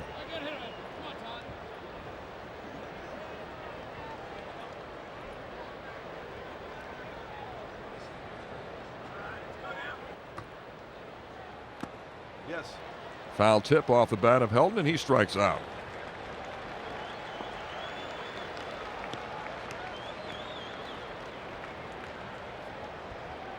Third baseman, Jeff Cirillo. Second strikeout for Brett Jody.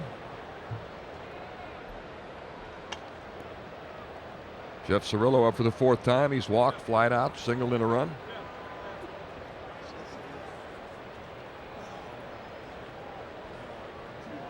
Cirillo having another solid year, both offensively and defensively, and he has now put together a string of 84 consecutive games without an error. That's a National League record. The Major League record for consecutive errorless games is 86, set by Don Money of the Milwaukee Brewers in 1974.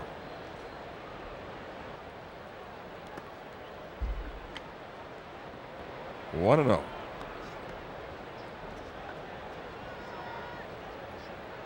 Don Money would certainly be on the all-financial team. Of course. Along with Bobby and Barry Bonds, Wes Stock. Brad Penny. Kurt Schilling. Definitely.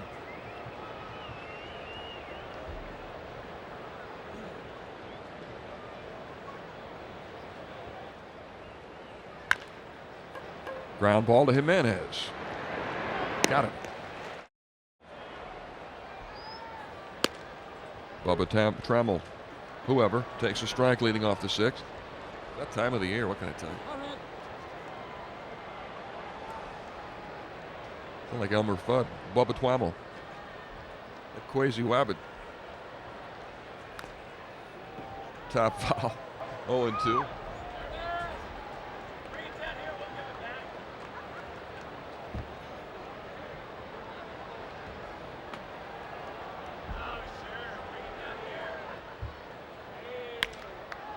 Fly ball to right field. Encarnacion can't get there, and that drops in. How about a double, Bubba? Hubba, hubba, Bubba. Hubba, hubba, come on, Bubba. And of course, we're all big on Bubba, and he's the boy with a no-out safety to right. Seventh Padre hit. How can you not pull for a guy named Bubba? Yeah. Well, Thompson misses with location, and Bubba just does a good job of fighting that one off. He wanted that pitch down and away. Ben Davis has struck out and singled. Strike one. John Thompson has thrown 85 pitches so far, 58 strikes and 27 balls.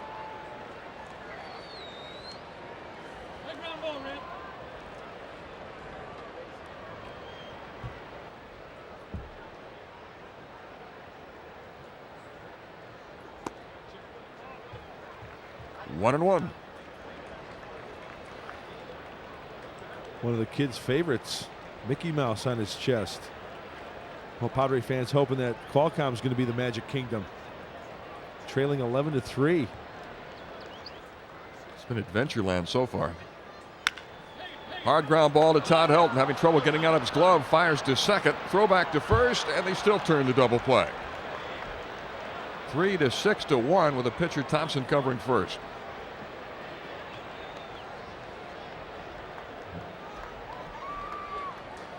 He's slick. Helton is over at first base. Not only couldn't he find the handle, but I think he was also waiting for Uribe. The ball was hit so hard, he was waiting for his shortstop to cover at second base. But a good job. As soon as that ball was hit to the right side, Thompson sprinting over the first base to cover the bag. Ball one to Cesar Crespo, who's doubled and singled and scored a run. Crespo had the first 2 home run game of his career in Colorado last time the Padres were there, including a 451-foot blast into the upper deck at Coors Field. It was quite a shot.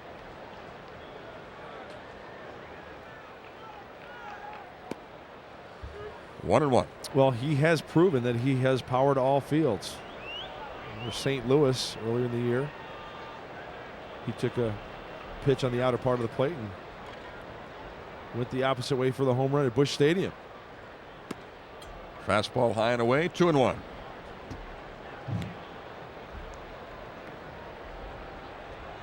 He certainly made an impression on the Padres. They like a lot of things that he can do. He's versatile, play the infield or the outfield. He's got some power. He can run.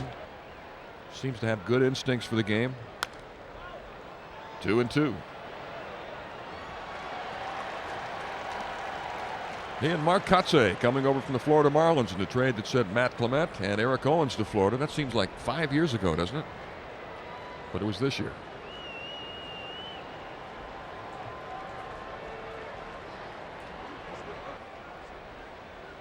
Struck him out. That cheering you're hearing is for the Oceanside Little League team who's here today. Met one of the Little Leaguers coming into the ballpark and said, "That's a great year, young man. You should be very proud." He had a big smile. He wanted to try to get an autograph from Tony to cap off his year. Juan Uribe up for the 4th time. He's doubled and hit a 2-run homer. Last night had a triple and a home run.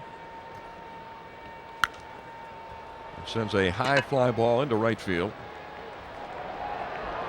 Bubba Trammell has it for the first out. Uribe has tied the franchise record this year for triples with 11, even though he's only been with his club for 71 games. And with a guy like that playing in Coors Field, you know, he hit one into the gaps with a little bit of speed or down the lines. Triples are going to come. Jacob Cruz hit his first home run as a Rocky in the 4th inning, as the Rockies scored 8 times.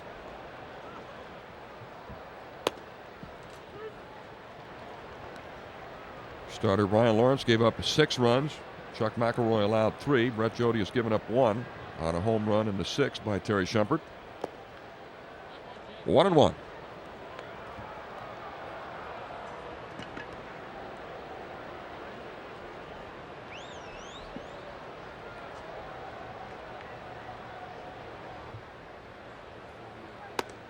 Fastball in there for a strike.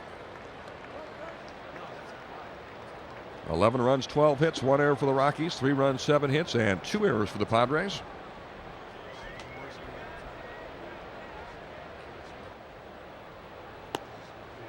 And Cruz strikes out. Got him with a changeup. 3rd strikeout for Brett Jody.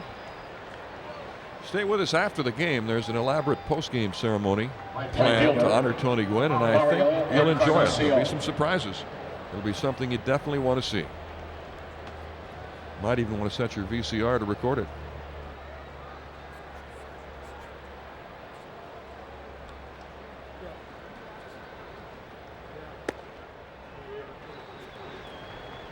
And Tony has a special message for all the fans here in San Diego, and you'll hear that as we go off the air later tonight.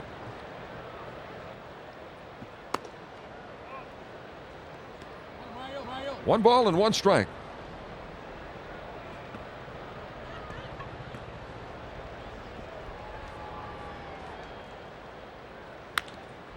Ground ball to short. D'Angelo Jimenez to first. And the Rockies are down in order. Bottom of the 7th coming up. 11-3 Colorado. Well, when you think this day would ever come, I mean, you watch great athletes over the years, guys like Rickey and Tony who played so long, 20-some years, and the reality of the last game finally begins to set in.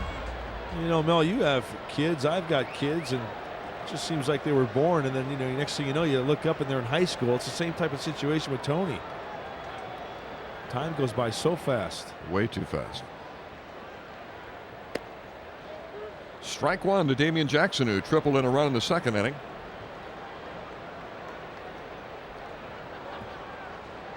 I just wish I would have dug deeper into the head of Tony Gwynn as a teammate.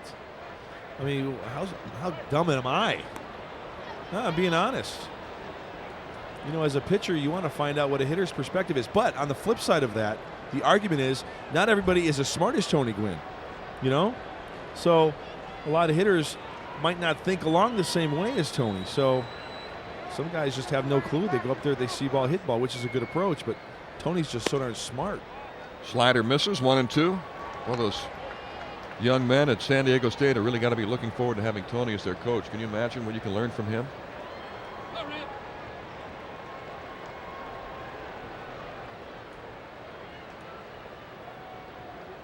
If Tony would have faced more pitchers like me, he'd probably be in the 5,000 hit club.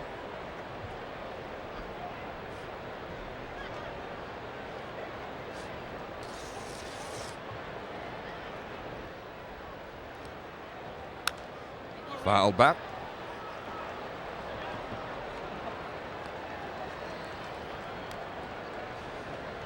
They played a message on a Sony Jumbotron board here a little while ago from Cal Ripken Jr. to Tony, wishing him well in his retirement, saluting him for all he's done. And Cal Ripken said, "Tony, you made hitting look easy." He may have made it look easy, but it was through sheer hard work. Worked hard to get those gold gloves, too. 5 of them.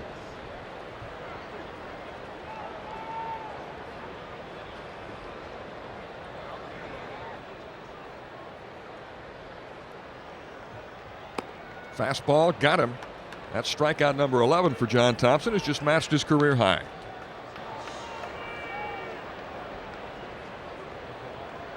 And now Mike Dyer will bat for the pitcher. Batting for the pitcher, Jody. Parking $6. Soda and a hot dog 10. Program 15. Seeing Tony's last game, priceless. Got that right.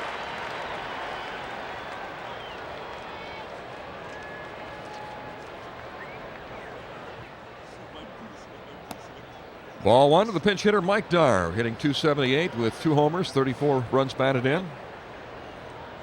He has played very little lately aside from pinch hitting. He's got a sore right arm.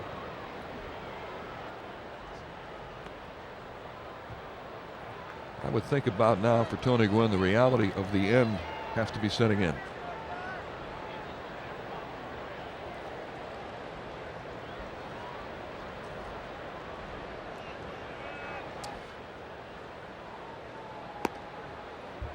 Ball 3. You know, I think of all the extra hitting, all the balls off the tee, as we see number 19 on Damian Jackson's tape on his wrists.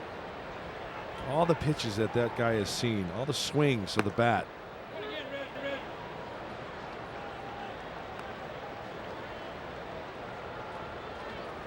And he says, tomorrow I'm not going to worry about hitting. Think he can really stay out of the cage? I don't know. I think for fun he would just go in there for a little bit and take that pitch on the outside corner to the 5.5 hole. Jump in there once in a while to show those college kids how to do it. Tony with 3,141 career hits. All kinds of accomplishments. To me, though, what's amazing is 19 consecutive years hitting over 300. 8 batting titles, 5 Gold Gloves, countless All-Star appearances. And Dar strikes out. That's 12 strikeouts for John Thompson, a career high. He struck out the last 3 batters. Thompson, he's not messing around. As I mentioned earlier, he's got the luxury right now to just go right after these Padre hitters.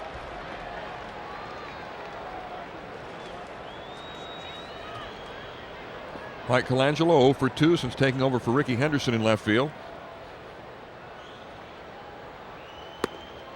Fastball swung on and missed. Fans beginning to chant, Tony, Tony.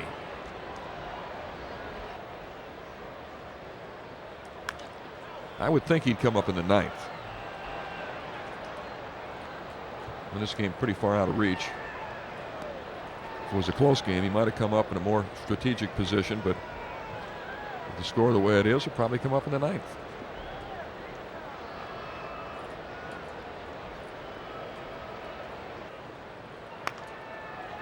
Cued to the first baseman, Todd Helton. Over to Thompson covering, and the Padres go quietly in the 7th. You know, not only has he been a great player, one of the greatest hitters of all time, but what a role model for kids. And those are getting harder and harder to find, good role models. David Lundquist ready to go, facing Ben Petrick. Ball 1. Adam Melhuse is on deck, so it looks like he will pinch hit for John Thompson.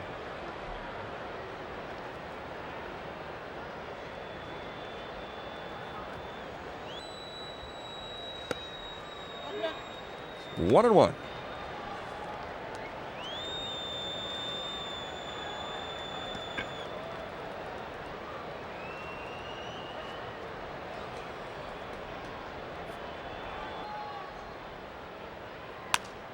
Fastball lined into center field. Lundquist left that pitch up, and it's a base hit. 13 hits this afternoon for the Colorado Rockies.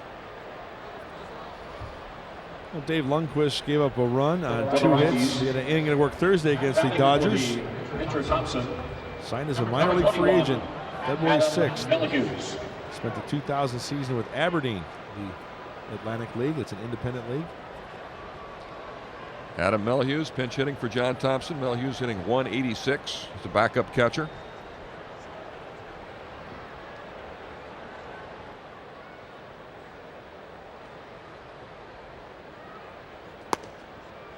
Ball 1.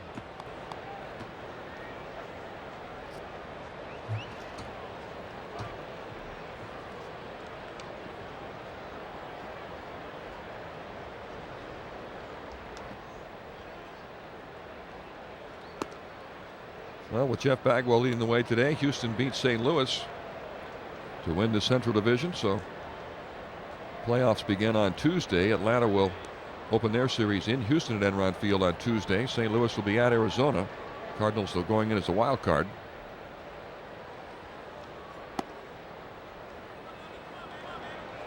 And Barry Bonds hit another home run today, his 73rd, as the Giants beat the Dodgers 2-1. Finishes with 73 home runs. His previous high was 49 last year. Mel, I'm telling you, when McGwire hit that 70, I thought that was one of those records that wasn't even going to be close. I mean, close, yes, maybe 60, 62. But my gosh, where would it end? Well, that's a good question, because I brought up the point before about the difference between Maris and Ruth, the years, and then Maris and McGwire, 34 years, 37 years. And then McGwire and Bonds. Sammy Sosa also hit one today, and the Cubs lost. They lost 4-1 to Pittsburgh. Sosa hit his 64th. He's now hit 60 or more 3 straight years.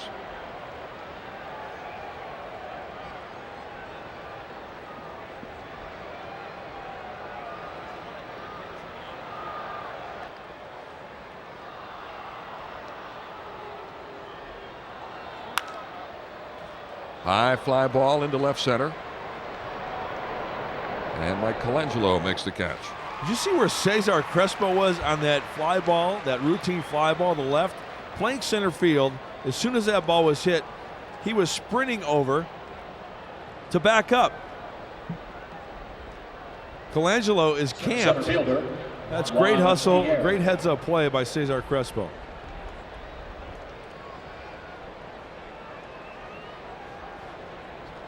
Juan Pierre is 2 for 4 with a home run and a single. Scored twice, driven in 3 runs, stolen a couple of bases.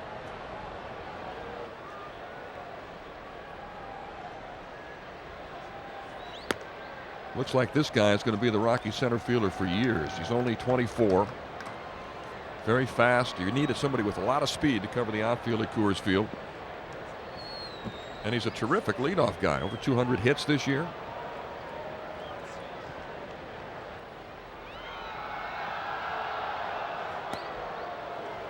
Chasing a high fastball, 0-2. And that's what Pierre does not want to do. He knows he should have laid off that high fastball. He wants to try to hit the middle of the ball, line drive, hit the top half of the ball as he practices swing, hitting down on that ball. Hit down, beat it into the ground. He's got great speed.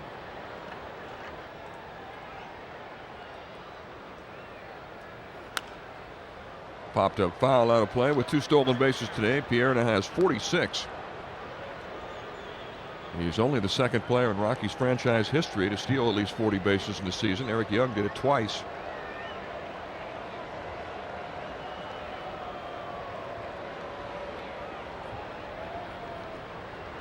Well, Oakland won today over Anaheim 6-2. San Diego's Barry Zito getting the win. Baked Zito, huh? The A's will play the Yankees in the American League playoffs. Pop fly to left field. Colangelo coming in. 2 outs. Was it the A's had the baked Zito, the fried Menachino? And there was another pasta dish that was in the league somewhere. I can't remember who it was. Fettuccine Alfredo? That could have been it. Alfredo Griffin? That was his nickname. Yep. Your attention, please. Jose Ortiz will pinch hit for Terry Shumpert. For the second baseman, Shumpert. Number 12, Jose Ortiz. Ortiz, the young second baseman, acquired from the Oakland A's in that 3-way trade involving Colorado, Oakland, and Kansas City. This little guy has some pop. He's hit 13 home runs. I think it was baked Catalanato. Frank.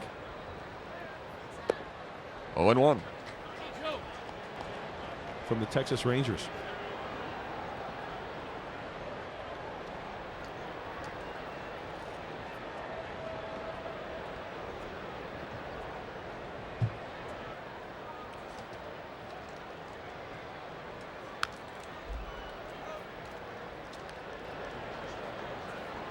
Oh, 0-2 to Ortiz.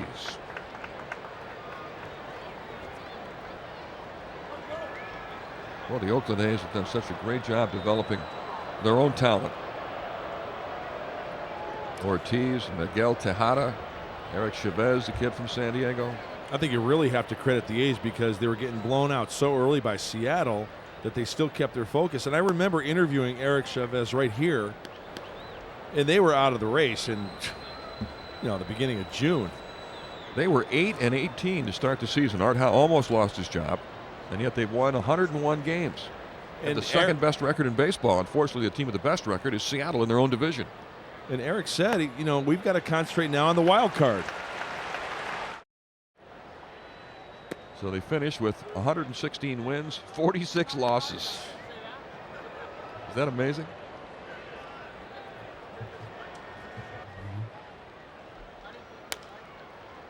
Yeah. Foul ball.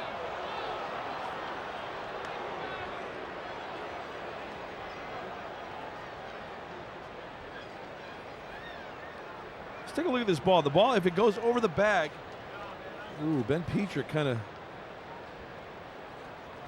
Yeah, that ball landed about 6-8 inches foul way down the line, but it hit before the bag. Tough call. Jim Reynolds at third base. Breaking ball misses, 1-2. This ball has got some serious English on it. That ball actually hits foul. You can see it kick up chalk. 2-2 to D'Angelo Jimenez. Kane Davis has been hit hard by the Padres this year. In 10 innings, he's given up 18 hits and 11 earned runs. And Jimenez hits him real hard, deep to right, going, and gone.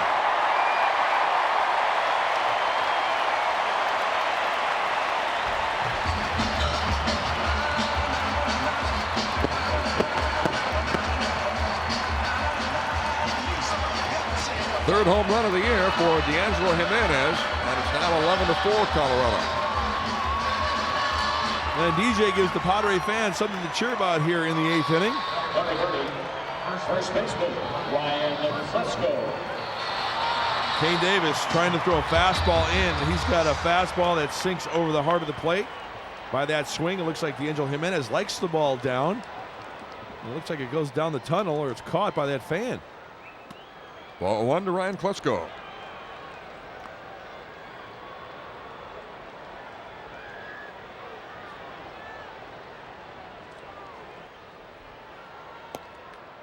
Two and 0. Kane Davis has now given up 11 home runs in just 68 in the third innings. Ouch, Bram.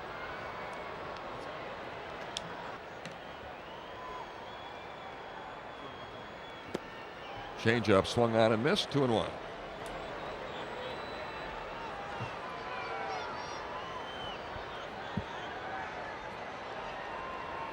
Wasn't Tony quoted as saying in his last at bat he'd like to spank one through the 5.5 hole? Nice. Well, it looks like he'll be coming up in the 9th inning. That was a heck of a grab by that man. That's why you should bring your glove to the ballpark. Tough play. He stayed in the box. You don't want to go out on the field. That's a no-no.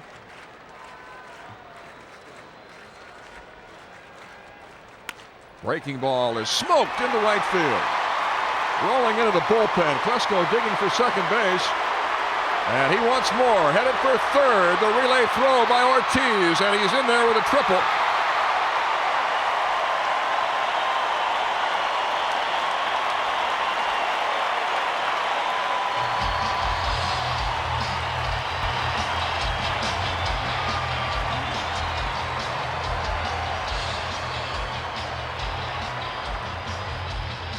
Well, Todd Helton over at first base with the good glove. He can scoop him out of the dirt, but this one's over his head just enough to go down the corner. And Ryan Klesko turns it on. Tim Flannery saying hit the dirt. Nobody out.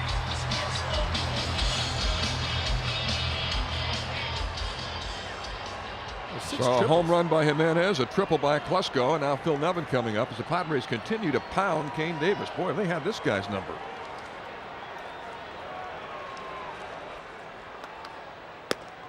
Fastball inside. Looks like Kane Davis's fastball has a tendency to stay straight.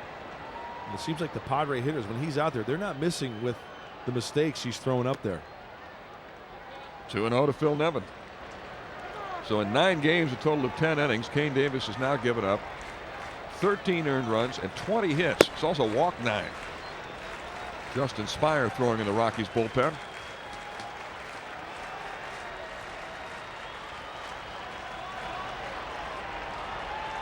Sellout crowd here today. The 7th sellout of the year. 60,103 turning out to say goodbye to Tony Gwynn.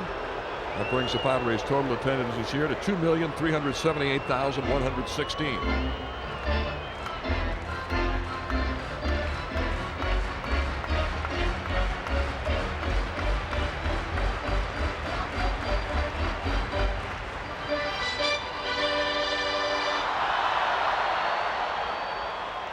Rockies got a solid 7 innings out of John Thompson.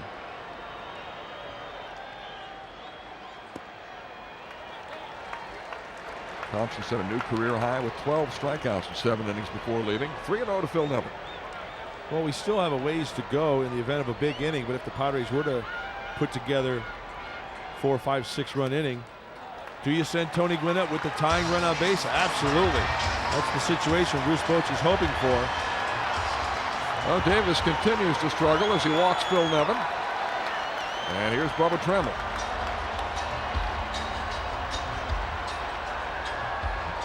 Right fielder, Bubba Trammell. The first walk given up by a Rocky pitcher. And we're going to get a pitching change. Well, Bubba Trammell looking to get the Padres closer with one swing as he comes up with runners at first and third and nobody out. Bubba has struck out, lined to left, and singled. He has 1 hit in 3 previous at-bats against Spire. Foul back.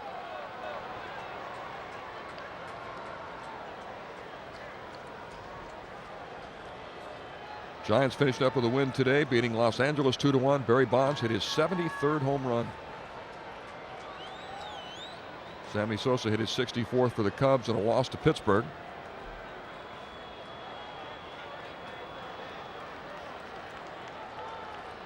Houston beat St. Louis to win the National League Central. The Cardinals will go in as a wild card.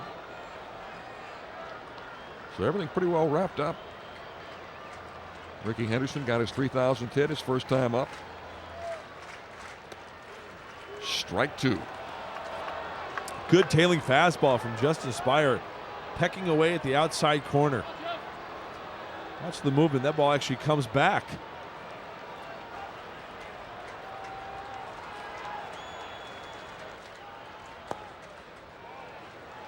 One and 2.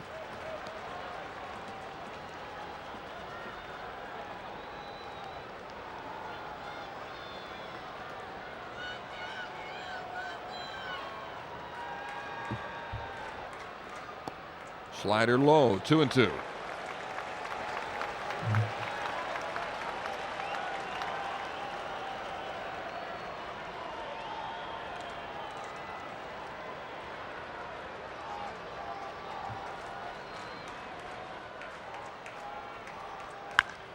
A well-hit ball to right field, and Encarnacion makes the catch. Plesko tags up and scores, and it's 11-5. Well, the Padres getting closer. The 92nd RBI for Bubba Trammell. And a good job by Bubba Trammell. That's a good swing. We've seen Bubba take the breaking ball and get full extension and pull that ball. He gets a fastball, the outer half of the plate. That ball is hitting to the gap or down the line. It's extra bases, but the sac fly will do just fine. He drives in a run. The run is charged to Kane Davis. Second run he's allowed.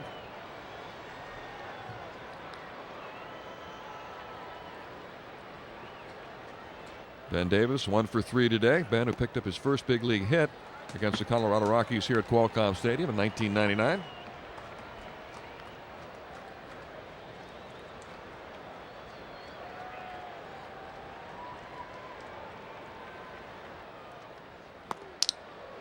One and one.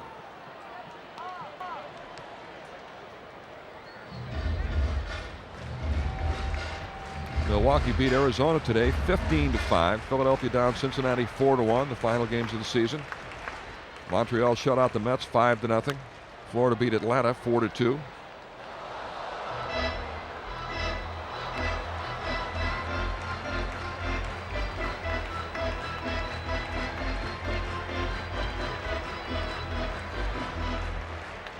This big crowd just waiting to explode when Tony Gwynn comes up. You can feel it.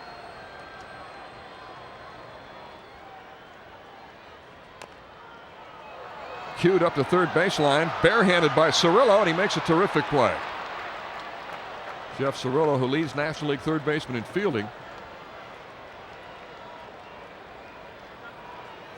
That's a tough play because that was off the end of the bat of Ben Davis, and it's got tremendous English. So in order for Cirillo to get a good hop, he catches that ball in his palm of his hand, not on his fingertips, but actually in the palm of his hand. Good quality play, charging that ball and firing a strike on the run. Well, if he gets through today's game without an error, that'll be 85 consecutive errorless games, one short of the major league record set by Don Money of the Brewers in 1974.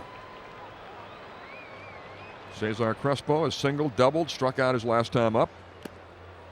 0-1.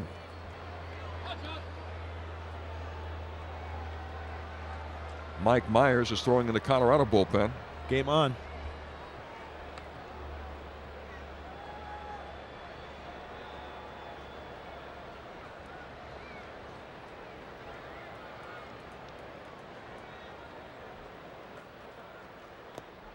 A little low. 1 ball, 1 strike.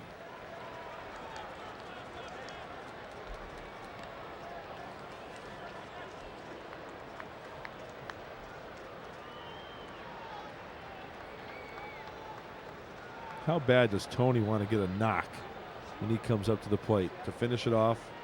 Just one. It's just one. And a strike makes it 1-2. Well, looking ahead to next year, the Padres are going to try to figure out a way to regain the home field advantage. They've gone 35-45 at home this year. On the road, they were 44-37. That's the second most road wins in club history. But not able to win here. Grounded foul.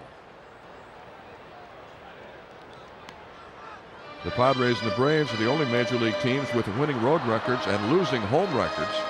Yet the Braves still won their division.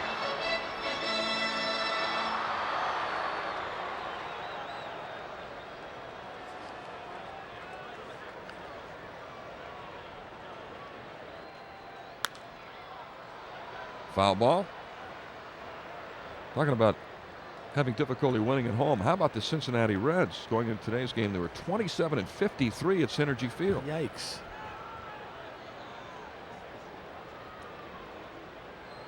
And they lost again today, so they finish up 27-54. They definitely weren't clicking their heels together and saying there's no place like home. Pitch gets by the catcher. Phil Nevin will go to third.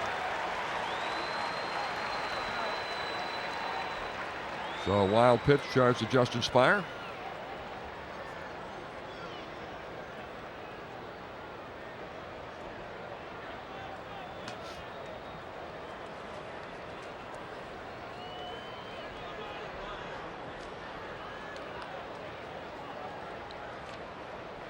Crespo this year hitting just 152 with runners in scoring position.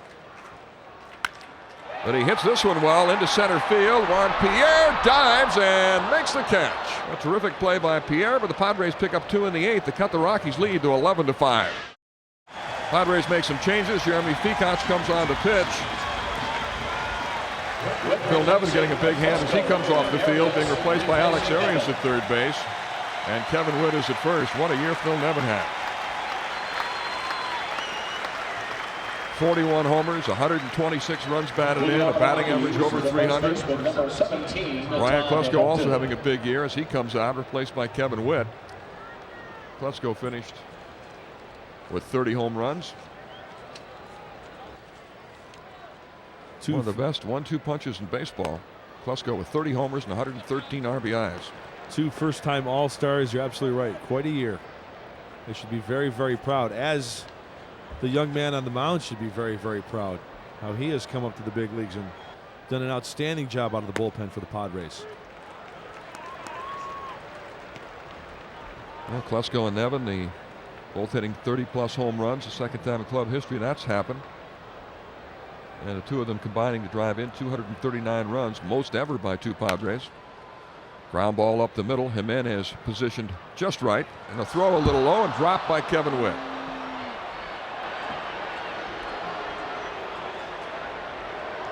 That'll be another error charged to Jimenez. He's had a tough day. He hit a home run, but he's also made 2 errors. Very routine play. It looks like he just gets on top of this ball and kind of just beats it into the ground. Kind of snap that ball right in front of Kevin Witt. Looked like it was a catchable ball for Kevin Witt. We've seen him do some good picking out of the dirt over at first base, but that will be an error to Jimenez. Greg Norton goes in to run at first base for Todd Helton. Jimenez now with 21 errors, including 2 today. I've lost count of the shortstop errors. I think there were like 28 before he got here. That'd be close to 50 errors from that position.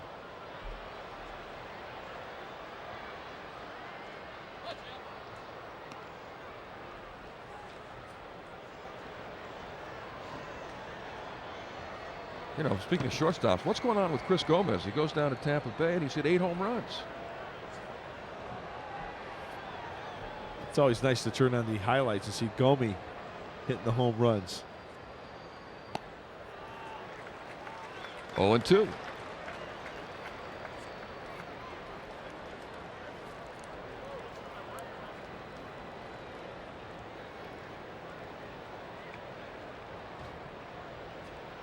Gomez never hit more than 5 with the Padres.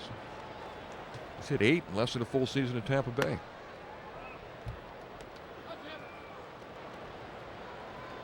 What's the difference? That's sea level too, right? I was just wondering what the dimensions were at Tropicana Field. I'm guessing they're, you know, basic 330 down the lines, but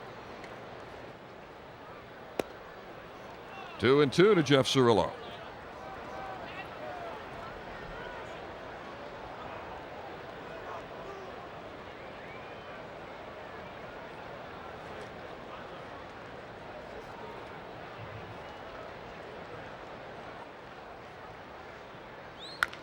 Slider grounded to Jimenez. He shovels it to Damian Jackson. Drop. This is getting ugly. That should be an error charge to Damian. And it is.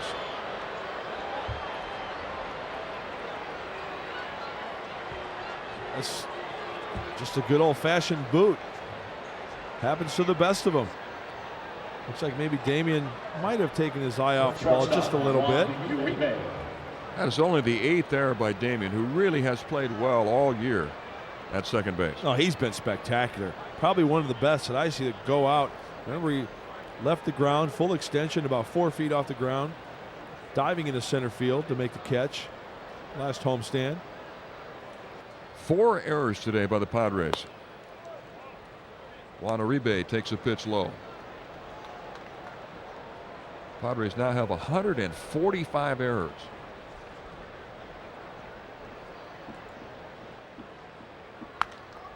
And a drive to left field and deep. This one is going to leave the yard. A 3-run homer by Uribe, his second home run of the game. And it's 14-5 Colorado. So Juan Uribe, the young shortstop, with a 2-run homer, a 3-run homer, and a double. I plan to have a double as soon as this one's over with. That's only the second home run that Jeremy Feedkach has surrendered this year in 25 and a third inning. Maybe even a triple-double. And it's a hanging slider, hanging breaking ball that's left middle in, above the belt.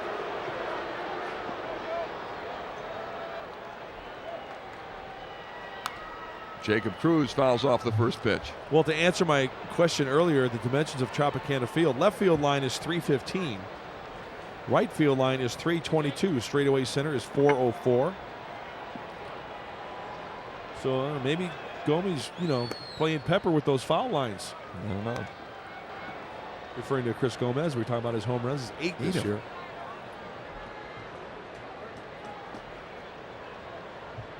Rickey Henderson holding court. Picked up his 3,000th hit in the first inning with a double to right field. Since then, things have gone downhill.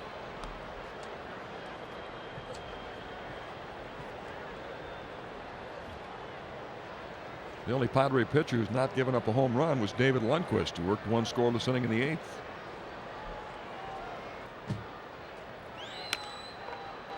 Ground ball. Damian Jackson showing his range and makes the play for the first out.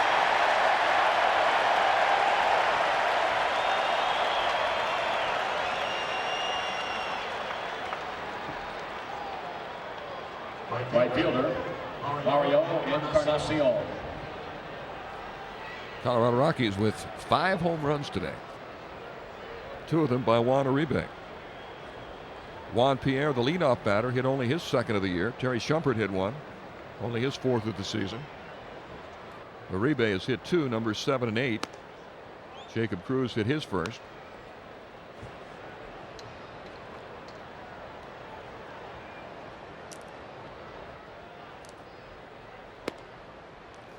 Two and 0 to Mario Encarnacion. Rickey giving the signs.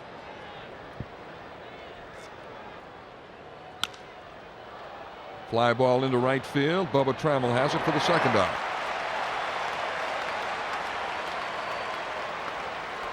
Well, Rickey said he wants to play one more year. He's accomplished about everything he can. The all-time run scored leader, drawn more walks than anyone in history, the all-time stolen base leader, and today became the 25th member of the 3,000 hit club. Certainly doesn't have anything left to prove, but he loves the game and says he'd like to play again.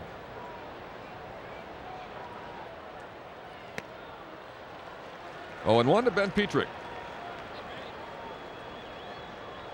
So don't go anywhere, even though it's 14-5, Colorado leading. Tony Gwynn should be coming up in the 9th inning, and there's an elaborate postgame show to honor Tony, and you don't want to miss that. 0-2. The Rockies with 14 runs on 14 hits, 5 home runs. All 8 position players have hit safely.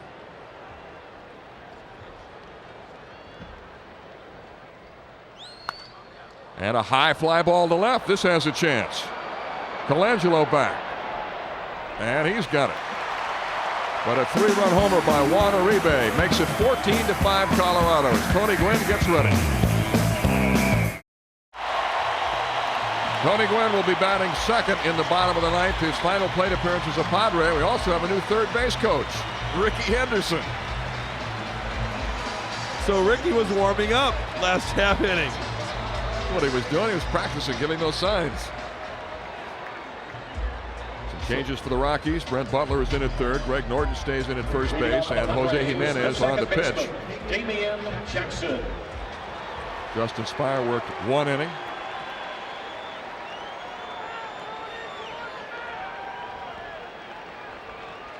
Well, the Padres having some fun with Rickey in the third base coaching box.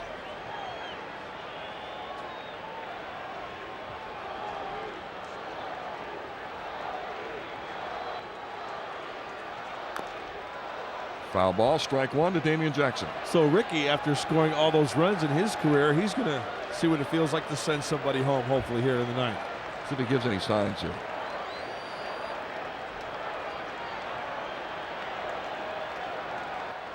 That's the swing away sign. 0-2.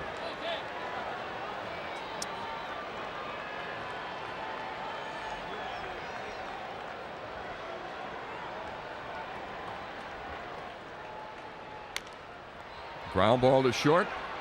Uribe over to first. 1 out. Here comes Tony.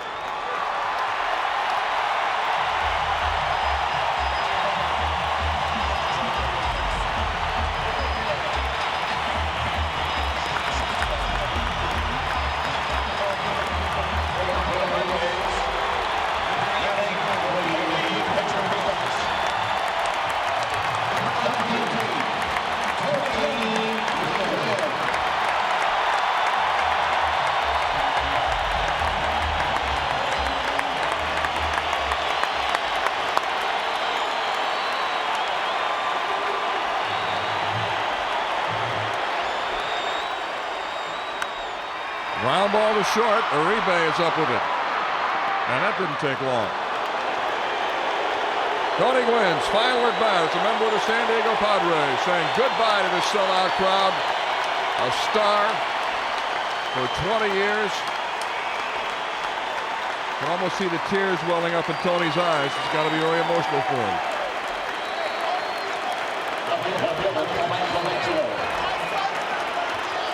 And so it's all over. A great, great career. It's on to San Diego State and the head coaching job. Will said he start tomorrow to be a voluntary coach, assistant coach this year. And when Jim Deach steps down at the end of this season, he'll become the head coach. Teammate in Walla Walla, Greg Booker, giving him a big hug back in 1981 rookie ball.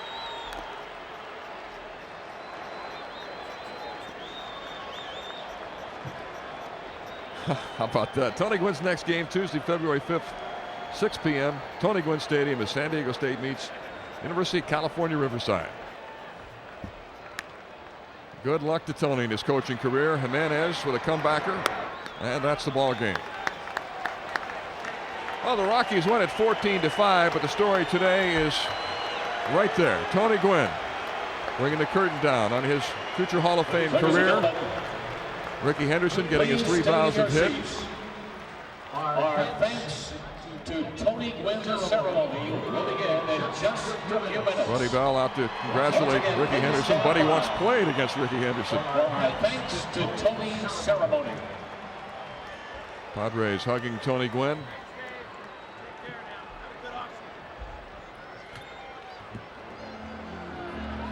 Well, Tony Gwynn's career is over. Rickey Henderson said he hopes to play one more year, but we'll see about that. But fans here in San Diego have been treated to two Hall of Famers, Tony Gwynn, Rickey Henderson. I'm sure Trevor Hoffman will be in there as well. Look at the Rockies going over to the dugout. That's really class. That's awesome.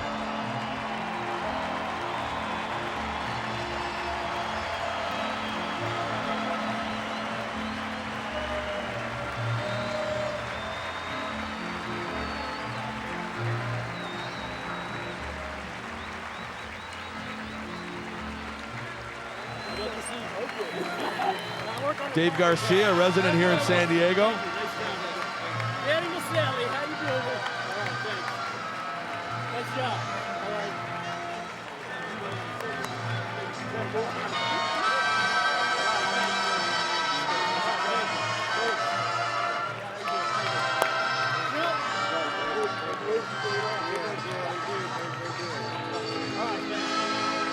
I'm sorry yesterday. That ball was a strike. You know it was a strike. Thanks. All right, thank you. Thank you. Thank you. Man, go get him, man. Go get him. Keep it going. Thanks. Nice job, man. Nice job. Really good. Thank you, man. Thanks. Thank you. Thank you. You're the best. You go watch all this. That's all right, man. Thank you. Thank you. Thank you. You're the greatest. Thank you. I appreciate that. And so one of the greatest careers in the history of Major League Baseball has come to an end here today, October 7, 2001, at Qualcomm Stadium as Mr. Padre says goodbye. Congratulations, man, the third one. Larry Walker over to congratulate Tony. What battles they had for the batting title over the years. Brent Hurdle, the hitting coach. Tony Gwynn congratulating Larry Walker on his batting title as they embrace. Larry Walker's third batting title. Tony Gwynn won 8 of them. That last hug was from former Padre catcher Freddie Kendall.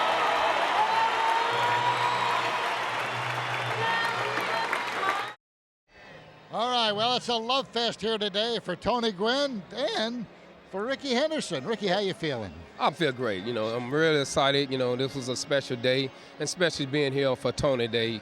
It's very special, and to go out and get 3,000 in his hometown, I know Tony will want to get 3,000 in San Diego, so I'm just happy that I can do it for him. and he wanted you to play today because Tony wanted to see you get that 3,000th hit, and you got it in your very first at bat. How about, let's talk about that. You know, the first at bat, you know, I was going up there. Tony told me that today, don't take too many pitches, swing anything you can get to. And so happy, you know, I got a fastball running inside, and I got inside the ball and hit it to right field. But to me, you know, that last hit, a 3,000 hit, to me reminded me of the first hit I got when I first came in the big league. It was a flare down the right field line for a double also. Is that right? Now, where was that? I was in Oakland against Texas Rangers, against John Henry Johnson. I got a double my first hit down the right field line. All right, now you got this hit, so you know you've got 3,000, but the pressure's off. What was the feeling like as you're running to second base? When I'm running to second base, I'm just jumping for joy. You know, I'm just having a lot of fun. This organization's been outstanding with me. The fans here has been great. You know, they've been my #1 fans. You know, I think when I first came over here, I had a lot of negative stuff going on, but these fans stuck behind me. They pulled for me each and every day. Even when I was on the bench when we got Greg Vaughn, they still stuck behind me, and they're just a great bunch of fans, and I can't say enough about them. So you go out to left field, and now Bruce Bochy calls time and sends Michelangelo out to replace you so you can come in and get a few more standing ovations. I've never seen a guy hug every player, though, coming in. Oh, I just enjoyed, you know, this is a team game. I enjoy these players that I have on the San Diego. They're a bunch of great guys. They're a bunch of guys that, you know, you can come out each and every day and be willing to want to go out there and play for them, and you have a lot of fun. They got a lot of character around them. Well, we've talked about the fact the run scored record was the one that was most important to you, but you know what? You're one of only 25 players in the history of this game to get 3,000 hits. What does that mean, 3,000 hits to you? To me, that's a miracle, based on because, you know, tell you the truth, over my career, I never thought I even have the chance to get 3,000 hits. You know, I thought them was for them great hitters that always go out and hit for a high average. My theory was based on getting on the base pads, creating stuff, and I took a lot of walks to do that, and I thought I didn't have a chance to get 3,000. So eventually, over the years, I continued playing baseball, and God blessed me with it, stay healthy, and I got the opportunity to get 3,000. And to be in that class, it's unbelievable. Well, Rickey, I hope we get to see you next year because I tell you what, it's been fun watching you play. Congratulations. Thank you again. I'll be back. All right, Rickey Henderson. Let's go back upstairs. Today is the last day of one of the greatest players in the last 100 years of baseball, Tony Gwynn. On July 19th, 1982, he made his Padres debut. His childhood sweetheart was with him then, as she is now. Ladies and gentlemen, Tony and Alicia Gwynn.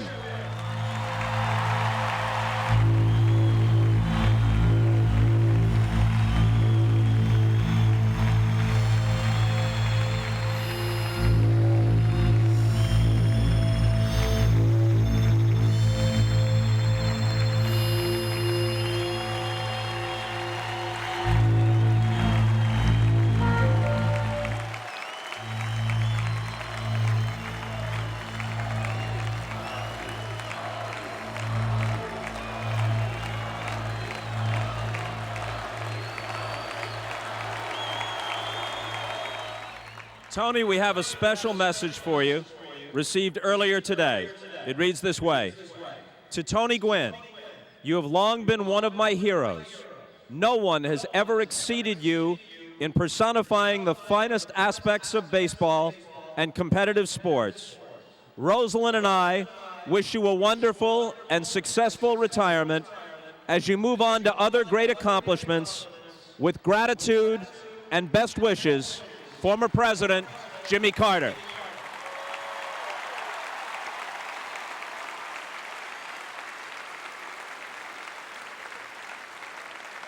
Tony, you'd only spent a year in the minors, and so, by July 19th of 1982, you were ready to make your Major League debut. While the Padres were winning their first National League championship, you were an all-star for the first time, and you won your first National League batting championship, symbolized by your first silver bat. So here symbolically, a World Series ring #1, All-Star ring #1, and silver bat #1. You were an All-Star again in 1985. Here's All-Star ring #2. Your well-known hard work and dedication were paying off for you when in 1986, as an All-Star for the third time, you won your first Rawlings Gold Glove Award. So here's All-Star ring number 3 and Gold Glove number 1. Through hard work and dedication, you'd become the best at your defensive position. Well, Tony, you reached new heights in 1987 when your .370 batting average was the highest in the National League in nearly 40 years. And it was your 4th All-Star performance, your 2nd Rawlings Gold Glove, and your 2nd silver bat as the National League batting titleist. When 1988 rolled around, you delivered your 1,000th career hit, and it came off the legendary Nolan Ryan. You were on your way to winning your 3rd silver bat. Bring it on out.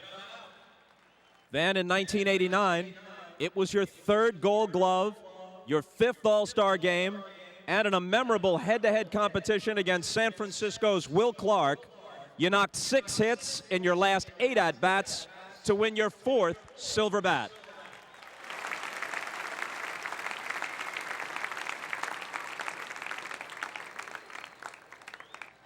And could anybody know just how ironic it would later seem as your 1,500th hit was a single in August against Montreal? You were the definition of excellence and consistency. A Rawlings Gold Glove winner for the 4th time and an All-Star for the 6th. The same in 1991. A Rawlings Gold Glove for the 5th time and an All-Star berth for the 7th time. More in 1992, when you were an All-Star for the 8th time.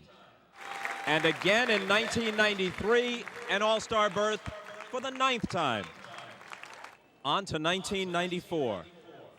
You couldn't possibly be getting better, could you?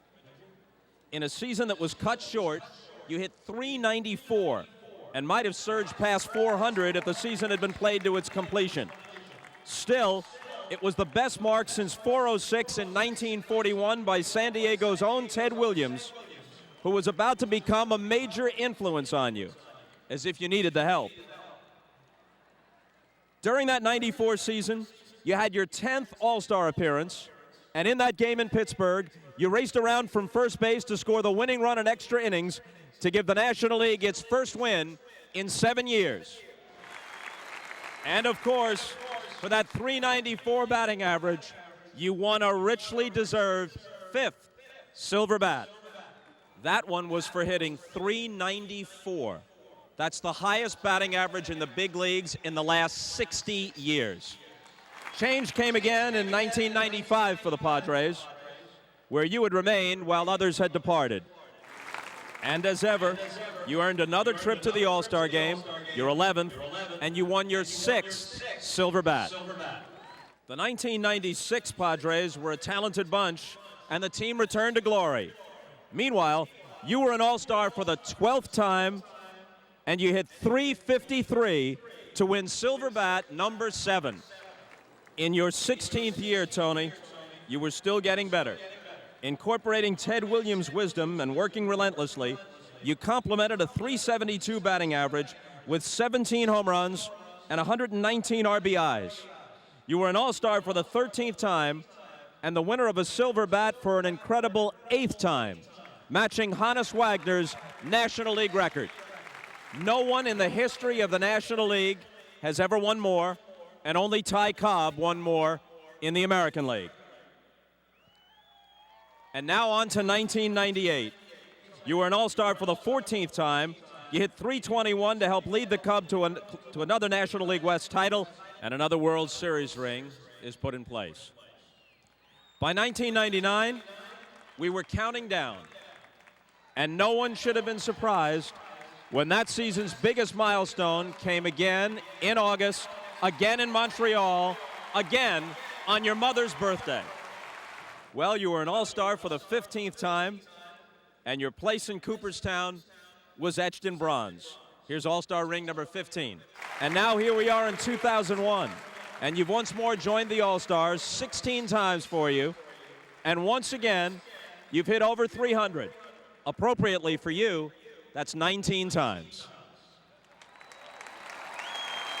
And here's All-Star ring number 16. Tony, you've earned the admiration and respect of all your teammates through the years. And now the ones with whom you're completing your magnificent career will come out to bid you goodbye. Here they are, the 2001 Padres. But I don't think any of these people realize the impact you have on all of us, that you deal with every day. It's plain and simple, you just make everyone better.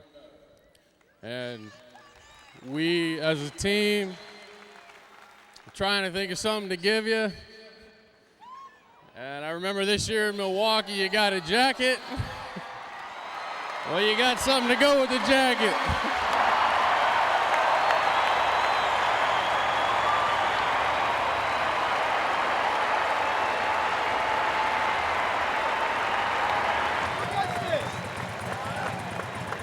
I made sure I asked Alicia if it was okay, and she gave me the all right.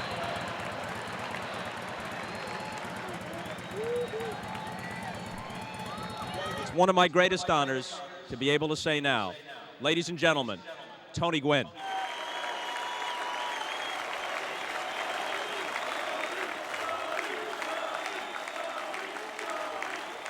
Thank you. You know, it's been a wonderful trip. 20 years, all with the Padres. All these guys, they were the guys that taught me how to play the game. And they didn't have to do that. You know, the game has changed a lot. When I came up, a lot of times a guy like me would come up, and guys who were already in the big leagues, a lot of times felt like I was trying to steal their job. And they were right, I was. But all these guys here kept feeding me information. They kept feeding me information. And in the course of getting all this information, I started to realize that that's how you get better in this game, is by listening to people who have played the game before us. And it's a valuable lesson, especially for those kids, you kids sitting out there who dream one day of standing here where I'm standing, where I'm your example.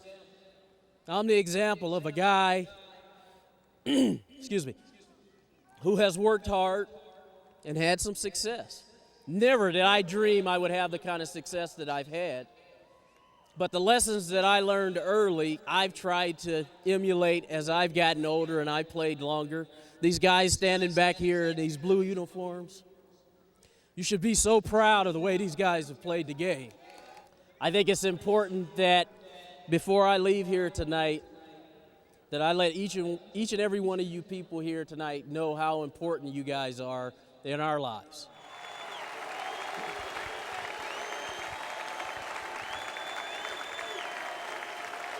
Thank you.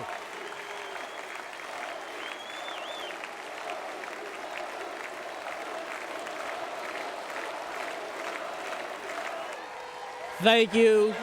Thank you. Thank you.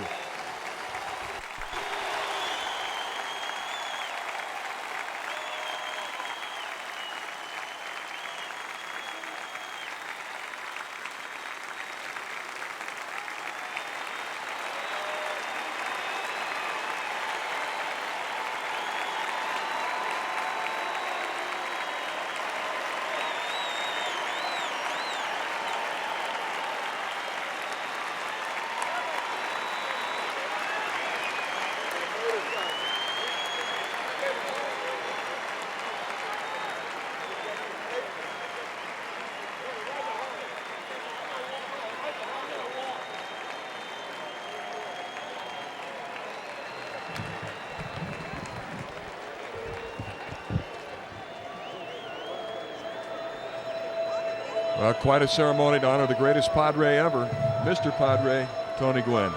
And man, did they do it right. First class.